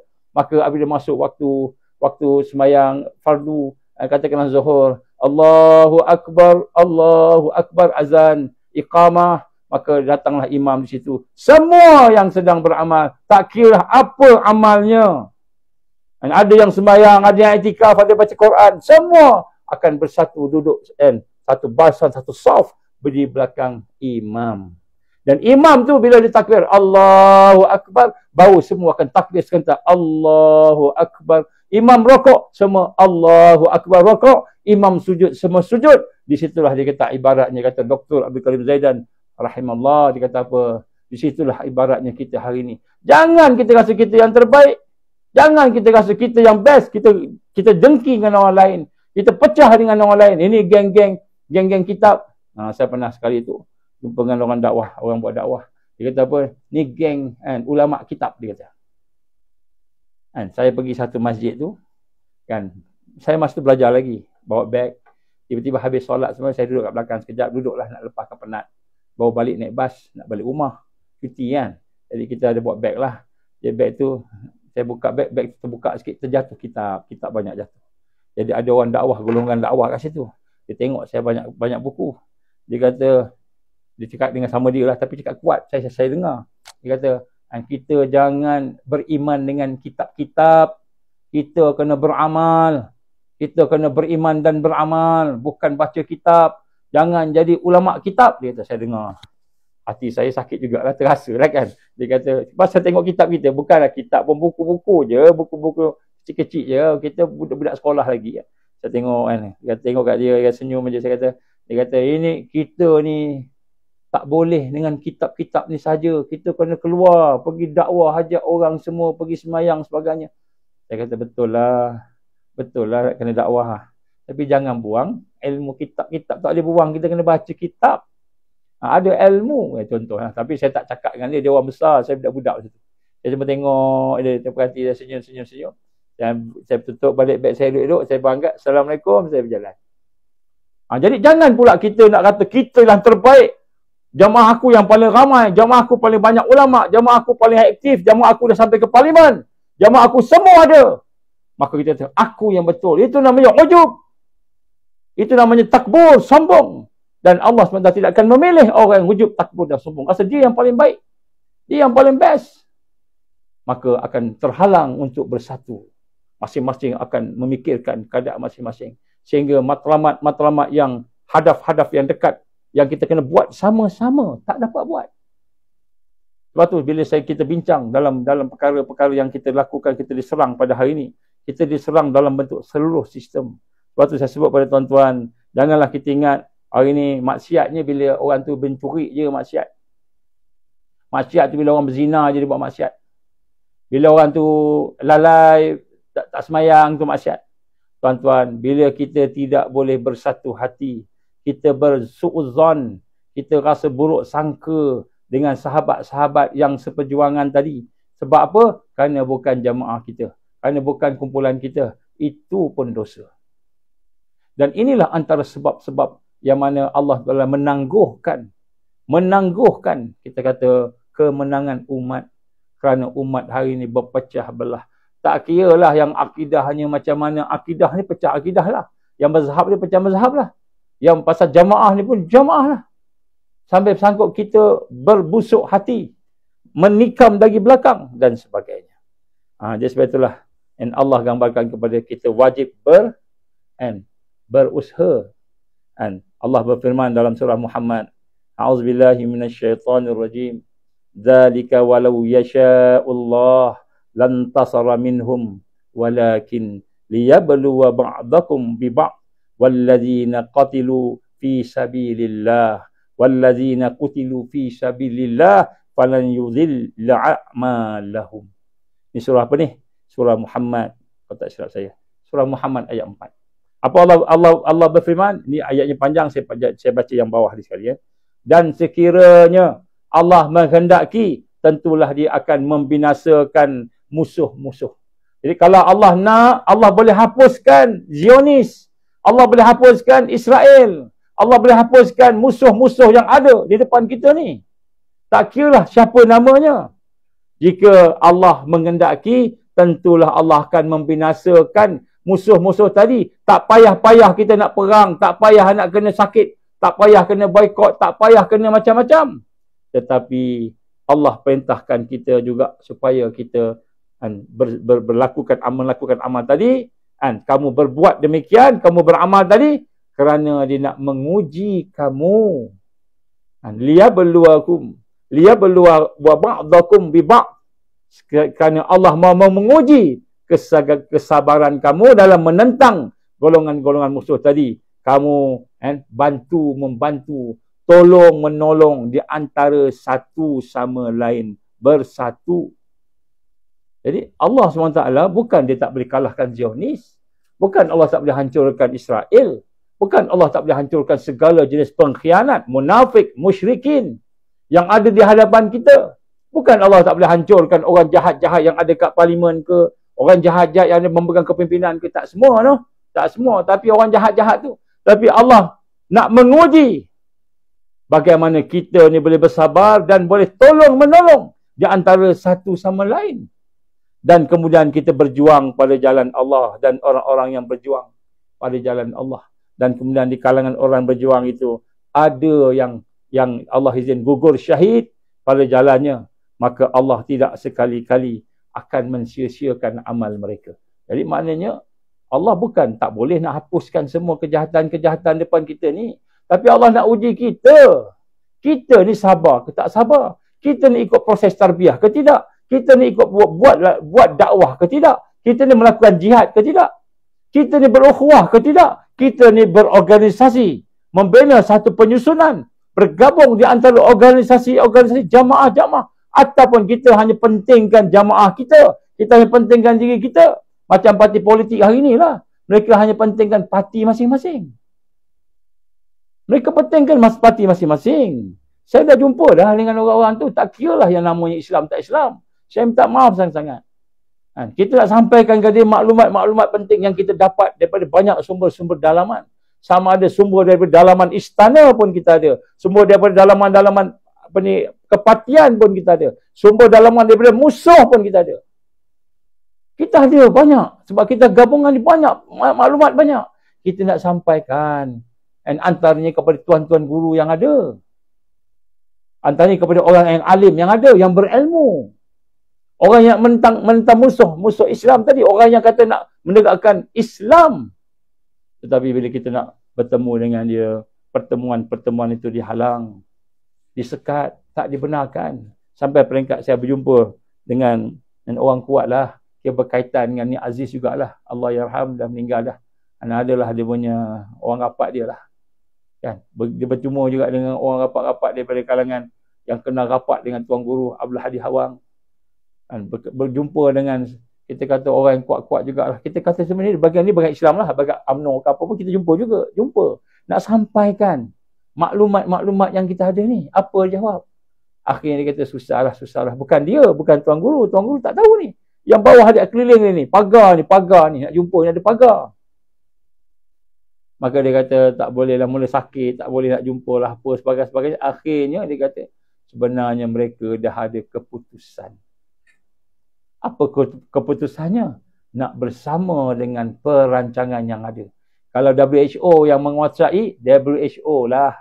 Kalau WEF yang menguasai, WEF lah. Jadi maknanya dah ada dah perancangan. Ini untuk apa? Supaya kerajaan tak jatuh. Pada masa tu, supaya kerajaan tak jatuh. Saya kata dengan dia, kami menyokong Islam dan kami menyokong tuan-tuan, parti-parti tuan-tuan semua. Kami menyokong. Kerana kami nakkan kebaikan untuk rakyat. Kita sokong. Kita bukan nak lawan, nak perang, nak apa. Tidak, kita sokong. Dan inilah kita bantu ni, nak bagi maklumat ni.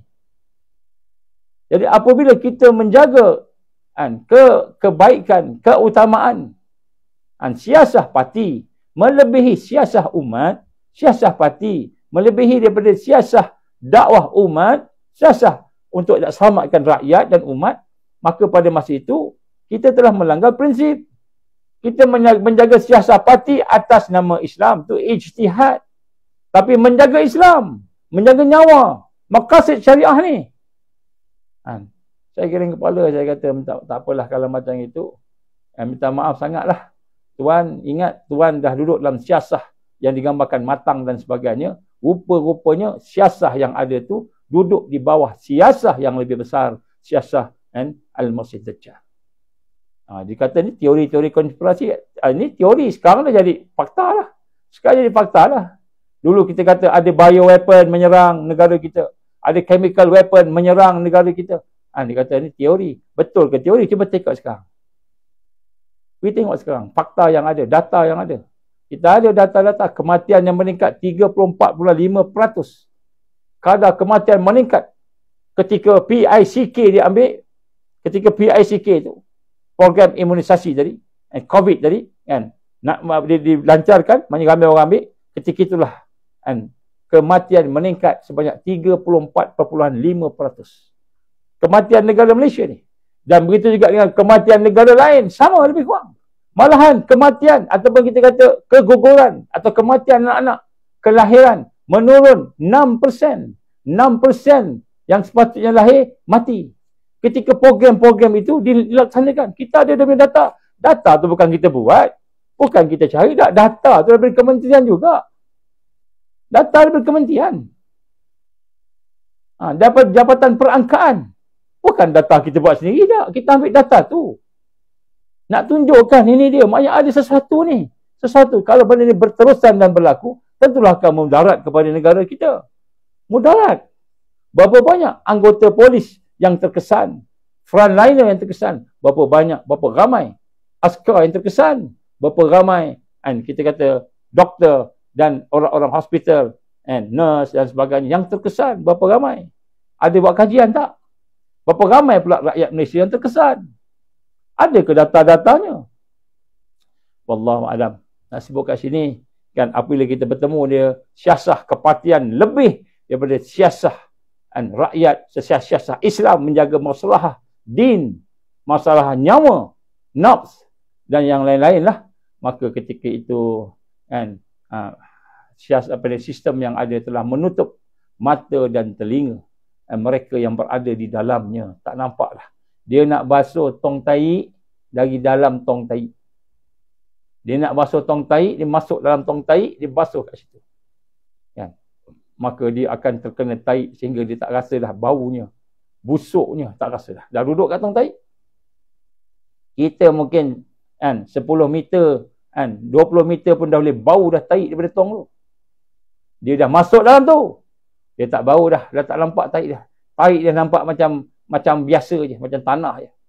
Dia cuci duk kata nak cuci, kami nak cuci ni, tapi tahi duk masuk. Tahi masih on lagi. Tahi masih on lagi. Dia cuci. Jadi tahi dia biasa dah. Najis dia biasa dah. Dah tak nampak najis dia. Jadi siasah ni yang dipegang. Siasah ni yang dipegang. Jadi sebab itu nak gambarkan kat sini, kita perlu faham. Bila Allah perintahkan kita beramal, bukan beramal dengan hati kita, fikiran kita, hidup kita bergantung, bersandar kepada sistem-sistem jahiliyah. Bukan bersandar pada tu. Sama nampak macam keras, deras saya cakap ni. Macam keras, deras saya cakap ni. Tapi saya kena cakap. Tak ada orang cakap ni. Saya kena cakap. Ada beberapa orang lah yang duk cakap sekarang ni. Alhamdulillah. Tapi bila kita cakap tentang kebangkitan Islam, terlalu jarang. Hampir tak ada lah. Kalau cakap ekonomi teruk, saya kena ekonomi teruk, marilah kita baiki ekonomi, itu adalah. Cakap kita ni kena tipu, yang ni kena ada. Tapi nak cakap masalah yang ada dan membina Islam, membina kekuatan Islam, tak ramai orang cakap. Tak ramai orang cakap. Yang ada di dalamnya kekuatan-kekuatan untuk mayyujadidu laha dinah. Itu kekuatan untuk tajdid. Tak ramai orang cakap. Adalah tak ramai. Jadi perkara ini kita kena faham. Sebab tu kita kena bawa. Saya nak sebut kat sini tuan-tuan dan puan Allah, akan ada beberapa perkara yang dibawa oleh Task Force Rakyat nanti insya-Allah. Kan? Antaranya kita merancang untuk membuat beberapa live. Kita akan berdiskusi. Namanya diskusi, lembut sikitlah. Bukan berdebat, diskusi. Apa diskusinya? kita akan tengok masalah rakyat. Apa masalah rakyat? Macam-macam masalah rakyat. Kita akan cakap 1, 2, 3, kita akan cakap kesan dia. Saya minta tuan-tuan bersama. Jadi dalam diskusi-diskusi begitu, kita akan cerita masalah dan penyelesaian. Tapi penyelesaian secara umum. Penyelesaian cara Islam khusus, dekat sini. Dekat sini kita cakap. Jadi penyelesaian secara umum, mengikut apa yang disetujui oleh ramai-ramai tadi, itu boleh kita buat. Kita bincang. Tapi bersama. Tuan-tuan kena bersama. Bukan kita kata kita sokong mana-mana parti politik apa, bukan. Kita nak sama-sama menegakkan apa yang Allah perintah. Menegakkan keadilan fitrah manusia. Supaya mudah-mudahan bila dekat dengan fitrah tadi, mudah-mudahan ramai yang akan sedar dan mendapat hidayah Allah. Mudah-mudahan mendapat hidayah Allah. Jadi ini, tapi kena beranilah. Jadi insya-Allah kita akan bagi signal nanti. Saya akan bagi signal nanti, ada masa kita akan jumpa, kita akan buat program dan tolong sebarkan seluas-luasnya. Sebarkan seluas-luasnya. Jadi bukan seorang, bukan dua orang ni ni satu rakyat ni. Kurang-kurang kalau yang kami berjumpa itu 300 NGO yang ada pada masa itu yang betul-betul bersama-sama dengan rakyat. Alhamdulillah dah ada tadi dan insya-Allah berkembang. Dan bukan orang Melayu je, bukan orang Islam. Orang Melayu Islam, insya-Allah mereka lah yang akan menterajui tajdid. Tapi orang Cina, orang India, yang mana mereka pun ada hati, ada perasaan, ada juga ciri-ciri fitrah, masih ada fitrah baik ni. Dan mereka ni lah sebenarnya yang boleh untuk nak menerima Islam. Minta maaf saya sebut nama teruslah. Salah seorang Dr. Roland. Dr. Roland. Kan? Dia punya cakap tu macam orang Islam dah. Cuma tak mengucap dia kalimah syahadah. Dia duduk sebelah saya sekali tu sidang media, cakap-cakap. Saya cakap dengan dia, Dr. Roland, kamu ni sebenarnya cara kamu cakap dia dah macam orang Islam lah. Nak adil, nak apa sebagainya kan. Kita percaya Tuhan, tak boleh tipu semuanya. Kamu cakap ni dah macam orang Islam, saya kata dengan dia. Bila lagi nak mengucap dia kalimah syahadah, saya kenen kat dia lah. Dia senyum. Dia kata bila sampai masa nanti, dia kata, dia kurang gitulah. Nanti Dr. Roland tu kan, nampak dia macam India, nampak macam orang tak ada agama, tak, dia mengkaji. Dia berfikir. Dan dari fikiran dia boleh nampak. Dia boleh nampak kebenaran tu. Dan dia tahu keadilan Islam. Jadi yang ada ni dia kata walaupun dia tahu pemimpin-pemimpin yang ada kat tu pakai songkok, pakai kopiah, pakai serban, pakai apa, nampak macam ada ilmu Islam, tapi dia kata pemikiran mereka bukan Islam, dia kata. Dia sebut.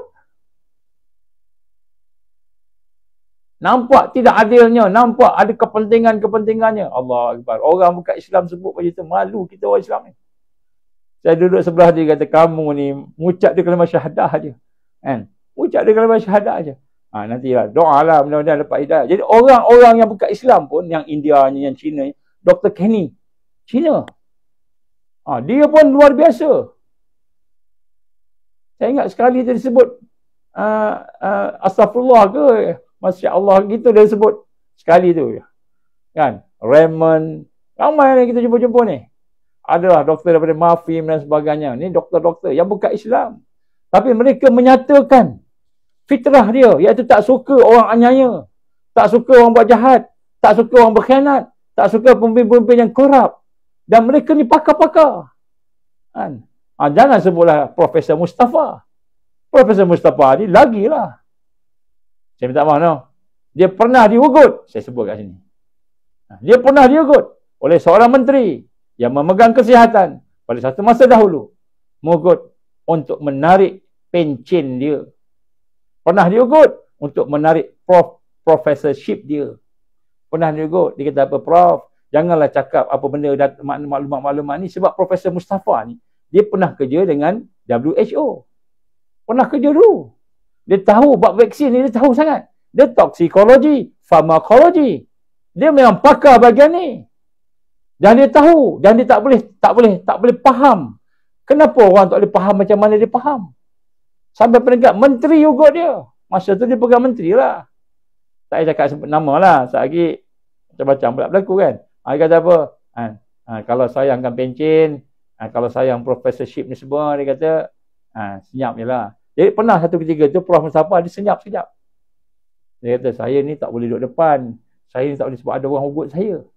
Tapi lepas tu, after some time, lepas berapa ketika tu, dia tak peduli lah. Dia kata ramai mati dah, ramai dah kena dah, ramai sakit dah, tak boleh lah. Saya bertanggungjawab ni, saya ada ilmu, saya bertanggungjawab ni, kata Profesor Mustafa. Itu dia all out. Dia tak peduli lah. Profesor kena tarik ke, pencen kena tarik ke apa, dia tak peduli. Akhirnya menteri tu yang tak berjaya menang. Kalah dia. Masuk radio sekarang ni. Kenapa masuk radio? Kerana dia nak popularkan diri dia. Jadi kita tengok hari ni, orang yang Islam, bila dia ada iman, orang yang Islam, dia ada pegangan, dia ada kefahaman yang solid, maka dia boleh berjuang. Dia bercakap. Walaupun tak hebatlah ilmu Islam dia tak hebat. Taklah macam orang belajar di Madinah ke, macam orang belajar di Azhar ke, macam orang belajar agama ke, PhD agama. Tapi dia berpegang dengan prinsip Islam. Lebih daripada orang yang ada PhD bahagian agama, yang cakap tapi tak ada boleh nak buat. NATO. Apa NATO? No action, talk only. No action, talk only. Itu banyak PhD macam itu. No action, talk only. NATO. Ada PhD. Dia cakap pasal apa? Pasal kunut. Kan? Bid'ah tak bid'ah. Pasal ni betul tak betul. Pasal yang realiti semasa ni, yang mati ramai ni, ada yang bapak dia sendiri mati. Lepas cucuk bapak dia mati. Pun tak berani cakap. Bapak mati. Dan dia tahu mati sebab tu. Tak berani cakap. Yang lain dia cakap. Pasal akidah ni, akidah tu sesat tak sesat, bid'ah tak bid'ah. Macam-macam. Cakap. Cabar sana, cabar sini.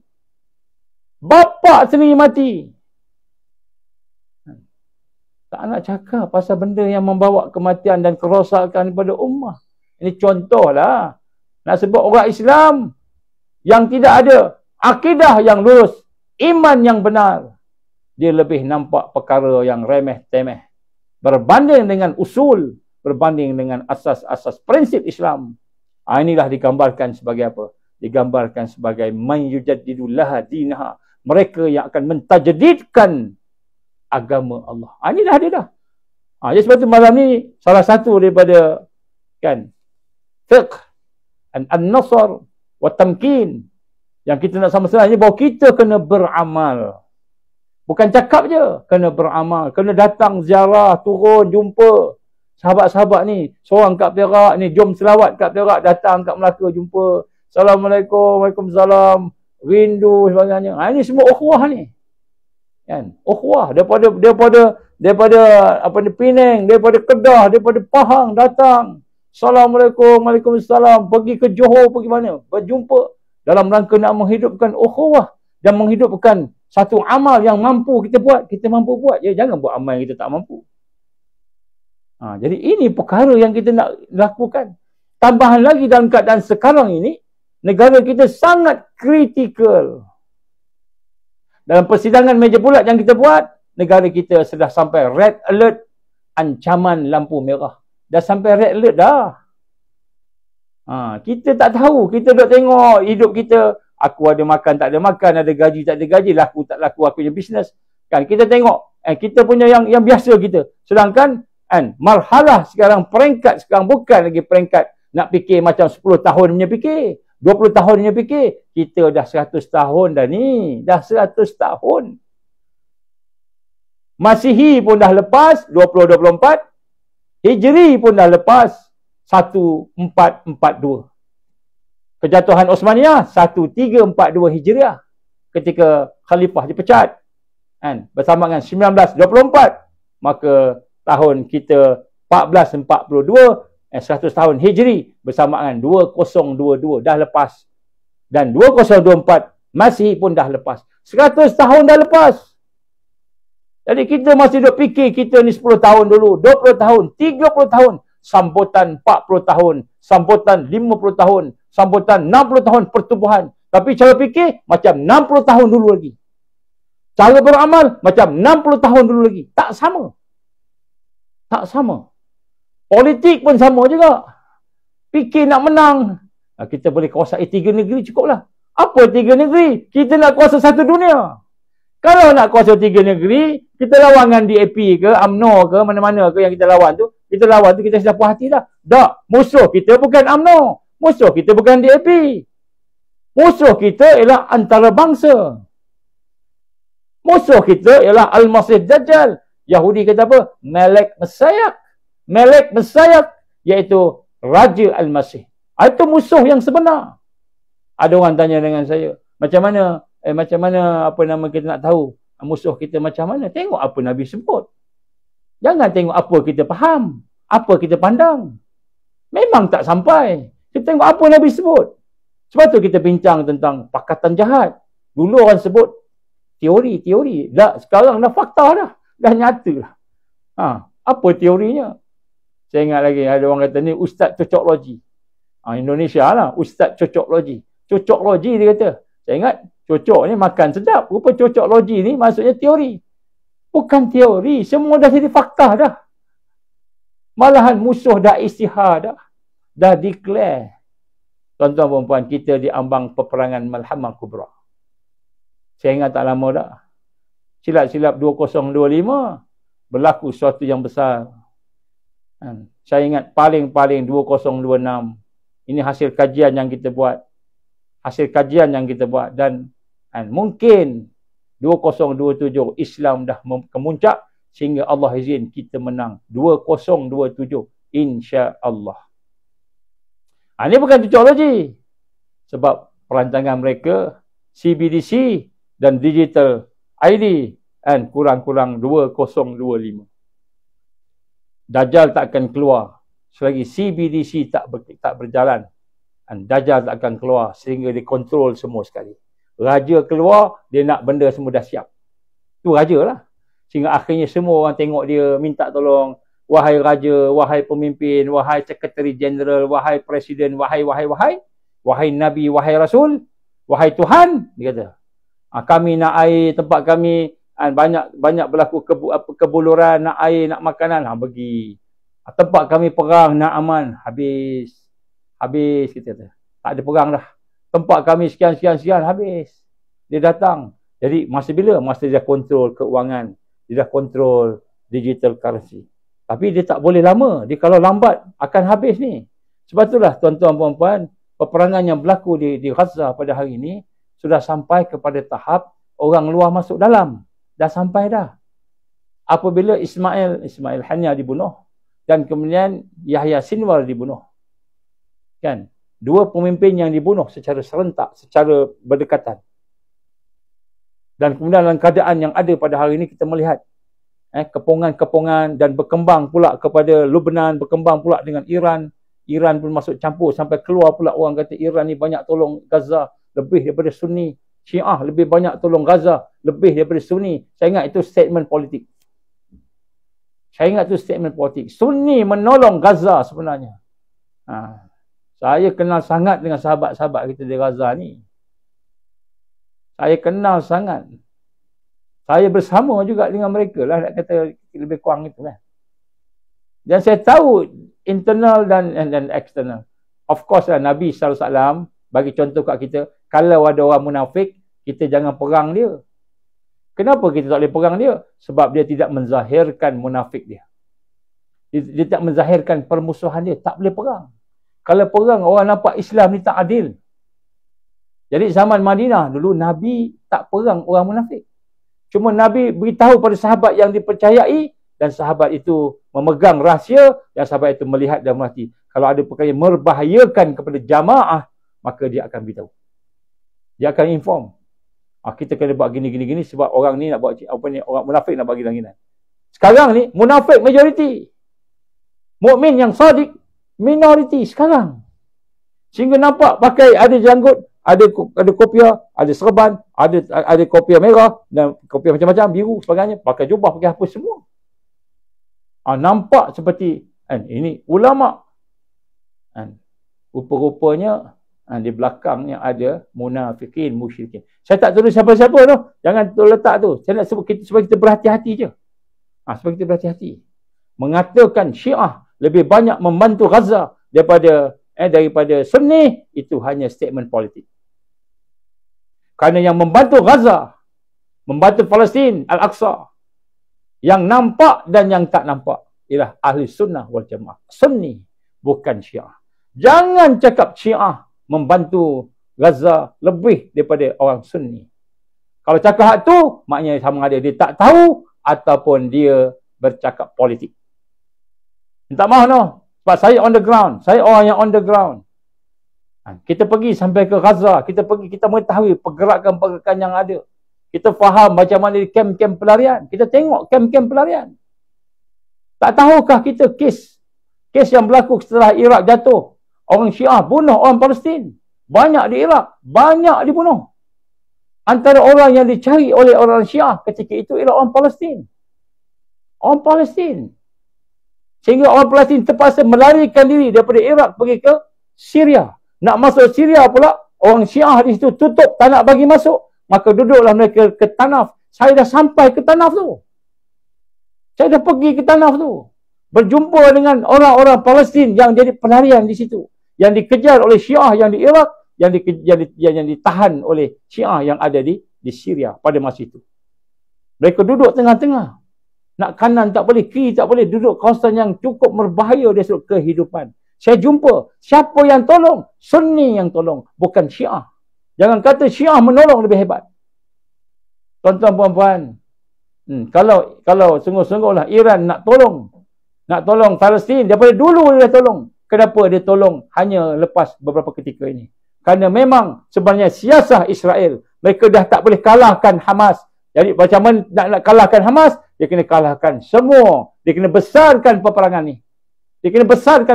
Kenapa dia kena besarkan peperangan ni? Kerana dia nak libatkan orang munafik bersama dengan mereka. Kerana bila orang munafik bersama dengan mereka, dia boleh tikam dari belakang. Siapa munafik ni? Orang Arab yang munafik. Siapa dia? Majoriti kerajaan-kerajaan munafik yang ada.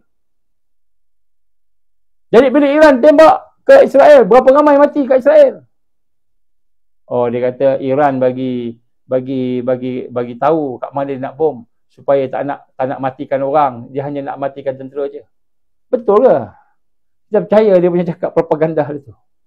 Dah terkenal Syiah dengan taqiyah. Saya minta maaf kalau ada orang Syiah kat sini. Tak apa, saya tak musuh Syiah tu. Sebenarnya sebut, ada orang kata Syiah lebih banyak bantu Palestin daripada Sunni. Bohong. Sama ada dia tak tahu ataupun hanya kata-kata politik dalam rangka nak menyatu padukan umat Islam, nak dapat undi lah maknanya.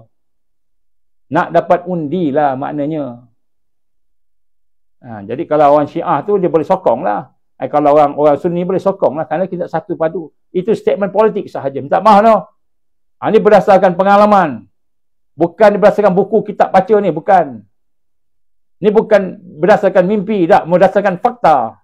Bukan mimpi, fakta. Ini tak ada kaitan dengan siapa-siapa, no. Saya minta maaf. Saya keluar pula bukan berdasarkan mimpi. Berdasarkan fakta. Saya on the ground. 500,000 pelarian Palestin di Syria. Saya pergi tengok sama dengan sahabat-sahabat ramai. Pergi tengok, perhati. Kaji keadaan dia. Siapa yang tolong? Bashar Assad tolong? Nehi. Orang Hindu kata, nehi. Tak ada. Dia tangkap ada lagi. Bapa dia, Assad, Hafiz Assad. Bapa dia bunuh lagi orang Palestin dia. Bapa Bashar Assad. Bunuh orang Palestin. Di Syria ada kurang-kurang 500,000 orang pelarian di Syria. Sebelum ni lah. Sekurang-kurangnya lah. Dia banyak lagi. Yang kami buat data tu 500,000 orang. Pelarian, kem-kem pelarian. Dah besar-besar lah. Shabra Shatila contohnya. Tu kem. Shabra Shatila ni di Lubnan. Kita pergi kat Lubnan tengok. Siapa yang tolong? Bukan orang Syiah. Bukan. Tiba-tiba kita kata orang Syiah banyak tolong. Orang Syiah hantar bom banyak mungkin. Tak ada satu negara Islam yang Sunni pun hantar sebutir bom. Kenapa? Munafikin memerintah. Bayangkan kalau orang yang mukmin yang sadiq memerintah. Saya ingat habis dah Israel.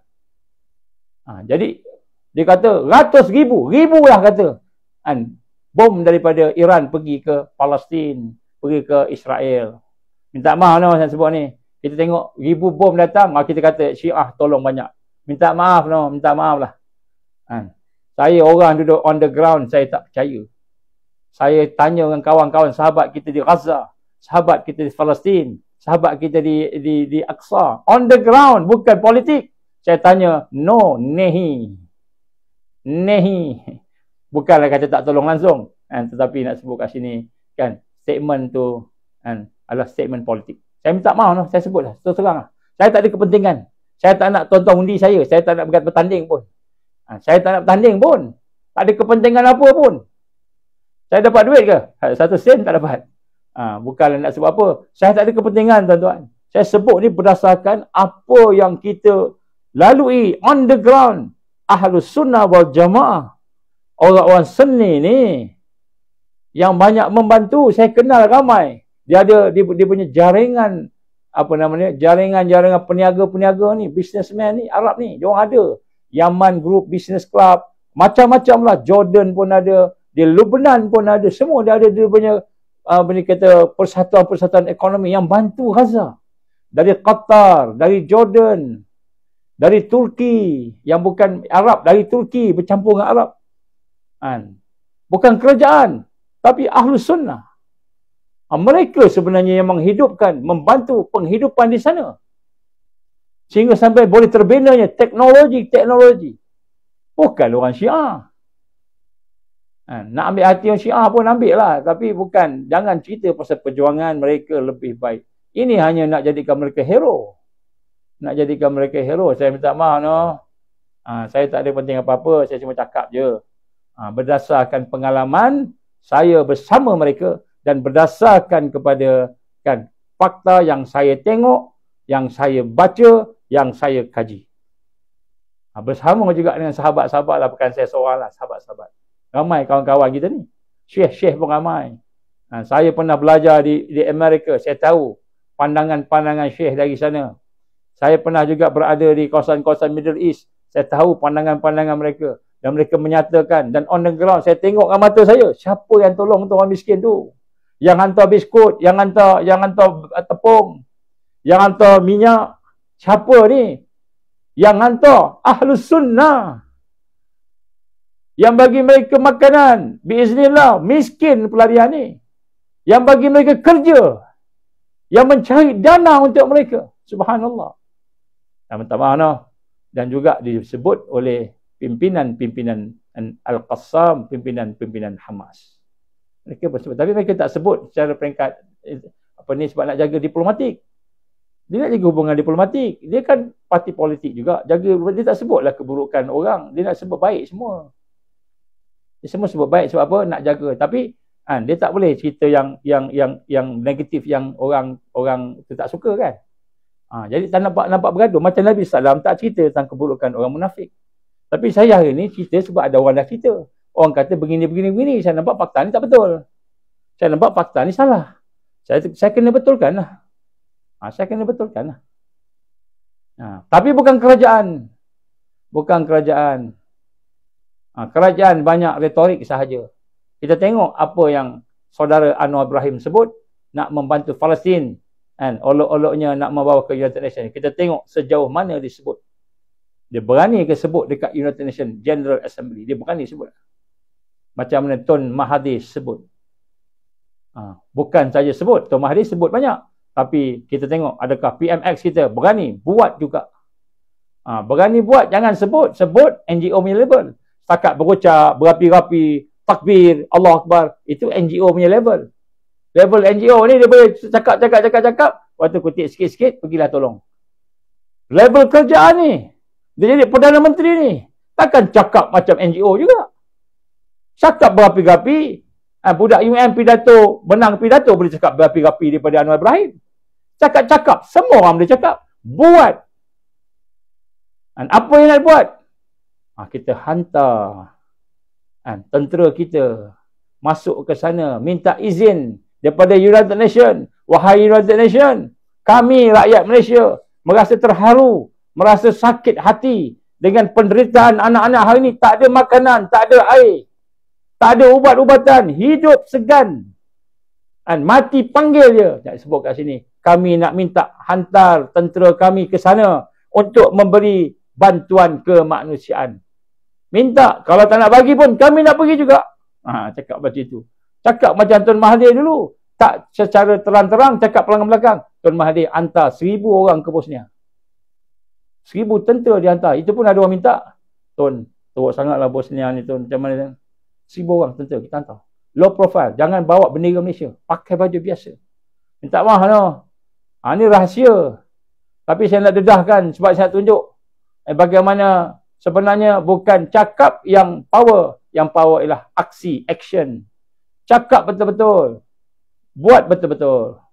Kalau tidak kita jadi munafikin yang pandai cakap aja tapi berbohong. Jadi sebab tu kita nak sama-sama bentuk. Jadi sebab tu kita pujilah. Kan ada keberanian lah, tak banyak pun sikit lah. PM kita ni mudah-mudahan Allah bagi hidayah kat dia, rahmat kat dia, Allah bagi kekuatan kat dia lah. Mudah-mudahan lah kita sokong. Kalau benda yang baik kita sokong. Kita tak akan, bukan macam parti politik. Kan? Kalau lawan tu lawan sampai habis. Pembangkang sampai kering pun pembangkang. Kita rakyat, kita NGO. Bila kerajaan buat baik, Alhamdulillah, kita sokong. Bila kerajaan buat tak baik, kita beritahu lah, bagi nasihat. Semampu yang kita boleh. Sebab kita bukan cakap kosong, kita ada pakar. Saya sebut tadi, banyak perkara-perkara yang melanggar perlembagaan negara. Antaranya Akta 342, Akta 775. Banyak lagi akta-akta ni yang telah diluluskan oleh Parlimen, yang telah digarap oleh Parlimen. Rupa-rupanya banyak benda yang juga berlawanan dengan perlembagaan. Jadi benda ni saya tak pandai. Tapi yang pandainya lawyer. InsyaAllah. Kalau siapa daripada pihak kerajaan nak tanya besok, kita tunjukkan lawyer yang boleh hurai.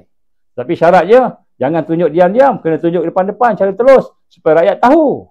Nanti ingat lagi, dia potong seorang-seorang lawyer tu. Dia bagi banglo seorang 10 biji. Dia bagi kereta seorang 10 biji. Dia bagi kahwin 4. Lawyer-lawyer pun senyap. Dia ugut pula, senyap. Tak, kita nak kalau lawyer ini didedahkan, yang pandai-pandai perlembagaan ni, diberikan secara terus. Kita cakap, dia cakap secara umum. Cakap yang ini, langgar ni. Betulkan. Siapakah yang boleh betulkan ni? Tuan-tuan puan-puan, malam ni saya nak sebut, insyaAllah dalam masa sikit lagi ni. Apa dia? Tuan-tuan, saya nak minta tuan-tuan menyokong NGO pada hari ini. InsyaAllah salah satu perkara yang kita akan kemukakan kepada negara kita, iaitu kita nak minta campur tangan di Raja, campur tangan yang di Pertuan Agong, campur tangan Majlis Raja-Raja ke atas semua penyelewengan dan semua penyalahgunaan kuasa dan semua tipu daya yang dilakukan oleh pemimpin-pemimpin yang berkhianat ini. Rakyat tak boleh buat apa-apa. Tuanku Raja yang di Pertuan Agong, Sultan Iskandar, Sultan Ibrahim Ibnu Almarhum Sultan Iskandar. Dia boleh, dia yang di Pertuan Agong.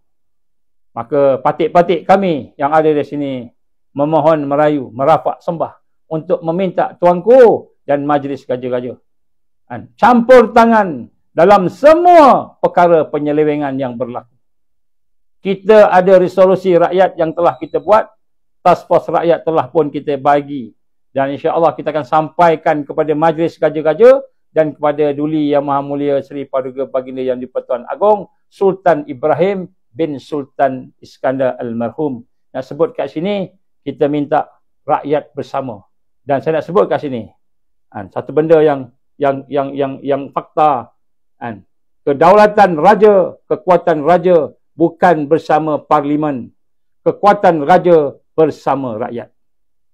Raja bisanya apabila dia bersama rakyat. Bukan bila dia bersama dengan Parlimen. Walaupun Parlimen, menterinya, PM-nya, sebagainya, boleh bagi tender, boleh bagi projek, boleh bagi bisnes pada raja-raja. Tetapi bisa raja-raja bukan dengan Parlimen. Bisa raja-raja dengan rakyat. Maka bersamalah dengan rakyat. Bersama dengan rakyat. So patik-patik semua meminta Duli Yang Maha Mulia Seri Paduka Baginda yang di Pertuan Agong, Sultan Ibrahim Ibnu Almarhum Sultan Iskandar. Begitu juga Majlis Raja-Raja untuk sama-sama campur tangan tentang apa yang berlaku pada hari ini. Apa dia? Banyak sangat perkara. Saya nak cerita satu-satu. Tetapi yang besar-besar tu contohnya apa? Akta 342 yang telah diluluskan dengan sneaky way, kata Tengku Razali sneaky way dengan cara tipu helah. 23 orang sahaja yang meluluskan, kan, sedangkan 26 orang sepatutnya minimal quorum untuk parlimen. 23 orang aja. Itu pun dengan suara. Siapa setuju? Setuju. Adalah 2-3 orang. Termasuk tukang sapu dia suruh. Aku bagi kat kau RM10, kau cakap setuju kuat-kuat. Setuju! Ini gurau-gurau je lah. Jadi nak sebut sini. Jadi kita tak boleh langgar perlembagaan. Jangan langgar perlembagaan. Ini perlembagaan. Sebab kita hidup di sebuah negara. Bila masa nak langgar dunia ni, kalau dah ada Imamul Mahdi, masa tu dah ada fatwa daripada Imamul Mahdi dan juga dengan Al-Mahdiyin, gabungan ulama-ulama yang saleh, gabungan kepimpinan pergerakan umat yang saleh telah mengisytiharkan sesuatu. Masa tu barulah kita, siapa yang ada kekuatan boleh bangkit lah. Ni perut loyot-loyot semua, kan? Jalan sikit dah mengang-mengang nak bangkit macam mana, kan? Ini sekarang kita kena manfaatkan, kena melalui perlembagaan. Dan perlembagaan negara kita ni meletakkan agama Islam dan penjaga agama Islam kepada ke bawah duli sultan, ke bawah duli yang di-Pertuan Agong. Jadi kita kena lalulah, ikutlah. Dan kita bukan nak lawan kerajaan, kita bukan nak lawan Agong, kita bukan nak lawan siapa-siapa kepimpinan-kepimpinan yang ada ni. Kita cuma nak menyampaikan hajat rakyat. Ini hajat rakyat, ini masalah yang rakyat nampak, ini masalah yang kami kena. Maka kita nak mintakan keadilan mengikut lunas perlembagaan dan lunas undang-undang, bukan mengikut sembrono, kata ahli parlimen. Jangan ikut sembrono, kita tak ikut sembrono. Ini sama-sama dia orang bergaduh, kan? Terpulanglah kalau tuan-tuan yang ada kat sini nak mengaku raja, tak nak mengaku tuan punya tuan, terpulanglah. Tapi dari sudut perlembagaan kita kena follow dulu. Kita kena follow. Sebab inilah asas yang ada. Walaupun kita tak setuju 100% contohnya, tapi kita kena follow. Ini undang-undang dan kedaulatan undang-undang, kan, keluhuran perlembagaan. Ini yang mereka langgar ni sekarang ni. Dan kalau kita biarkan dan dibiarkan, sebab tu saya sebut tadi, bisa raja bersama rakyat. Bisa raja, ni saya pinjam perkataan daripada Tengku Razali. Bisa raja bersama rakyat. Bukan bersama MP. MP ni pekerja kepada raja. Raja yang bagi, raja ni kuasa dia besar sebenarnya. Tapi dia tipu seolah-olahnya raja ni tak ada apa. Seolah raja ni bahagian penyimpan mohon raja-raja mengisytiharkan raya tak raya. Ingat tu je kuasa raja. Kuasa raja lebih besar lagi. Lebih luas lagi. Kami bincang dengan lawyer-lawyer ni. Kuasa raja ni luas. Sultan ni luas. Agong lagi lah. Hebat kuasanya di dalam negara kita. Dia pemimpin tertinggi. Pemimpin tertinggi. Tetapi seolah-olah dia ditipu. Seolah kuasa ni sekadar isytihar raya tak raya. Jadi bila lambat raya je, kan, marahlah orang rakyat ni. Apalah raja ni nak cepat raya. Lambat raya cepat tak kira lah. Bukan tu, lebih lagi. Jadi kita kena menghormati pemimpin. Selagi pemimpin itu tidak melakukan benda yang memudaratkan Islam, selagi dia tidak meletakkan Islam ataupun Al-Quran di bawah kaki dia, kita kena hormat. Selagi dia bersembahyang, kata Rasulullah SAW. Selagi pemimpin itu salat, selagi pemimpin itu tidak menjadi kufur, maka kita kena taat kat dia. Taat apa? Taat pada ma'ruf, bukan taat pada maksiat. Benda yang ma'ruf kita kena bersama-sama, sokong menyokong. Inilah hakikat kebangkitan. Dan insya-Allah bila sampai waktunya, sampai waktu nanti, kebangkitan yang sebenar, pada masa itu orang-orang yang Allah pilih, mereka akan bangkit. Masa itu tak ada siapa boleh nak menahan kebangkitan dan kemenangan sebagaimana yang dijanjikan oleh Allah. Ini kita kena faham ni. Tak maaf no, saya terpaksa cakap macam ni sebab apa? Dalam ni ada ramai orang macam-macam jenis. Ada yang bukan Islam pun ada kat sini. Intelijen apa ni, Bukit Aman pun ada.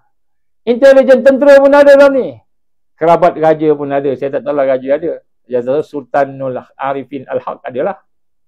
Sultanul Arifin Al-Haq ni dia raja juga. Raja kat dia lah, kan. Jadi ada kerabat raja saya tahu, ada Tan Sri sebagainya yang kan, general pun ada dengar. Kalau sebut Lubnan apa, general dengar. Dan saya nak nyatakan kami menyokong tentera. Kami bersama dengan tentera. Rakyat bersama tentera. Sebab tentera ni mempertahankan negara dan kedaulatan. Cumanya yang memimpin tentera tu kena betul lah. Bukan general, atas general tu. Menteri Pertahanan janganlah pengecut. Janganlah nanti Menteri Pertahanan pengecut. Tengok kapal Cina lebih besar daripada kapal kita, terus kata kapal Cina kapal perang, kapal nuklear, kapal kita kapal sampan. Macam mana nak menang? Penakut. Dia tengok kapal, dia tak nampak tentera Allah. Dia tengok kapal, dia nampak kebesaran makhluk. Syirik kepada Allah. Tak maaf nama. Ini bukan kaitan dengan mana-mana Menteri Pertahanan. Ini contoh.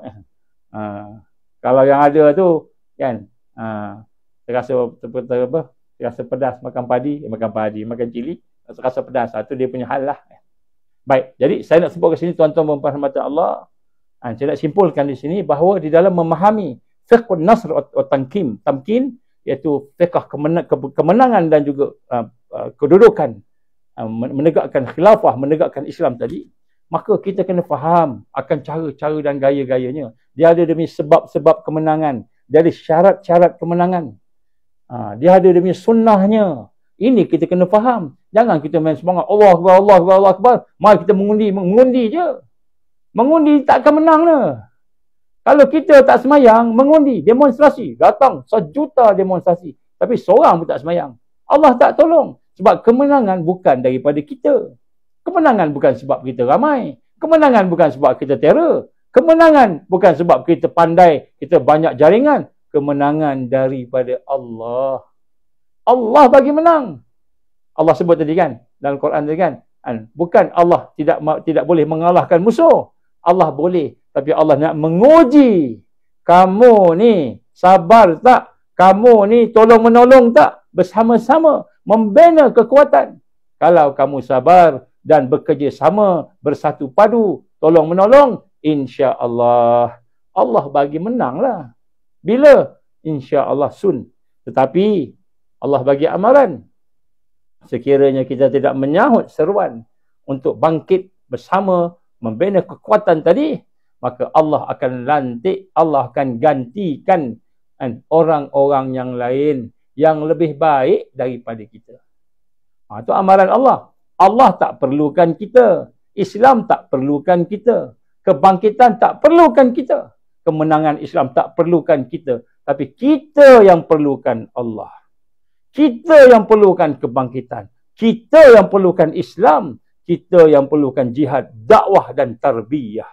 Kita perlu kembali kepada madrasah Rasulullah sallallahu alaihi wasallam. Kita perlukan, bukan Islam perlu. Kita jangan rasa, oh ya aku ni kan bangkit ni kan. Aku kena buat sebab kalau tak menang dah Allah akan bagi menang tanpa kita.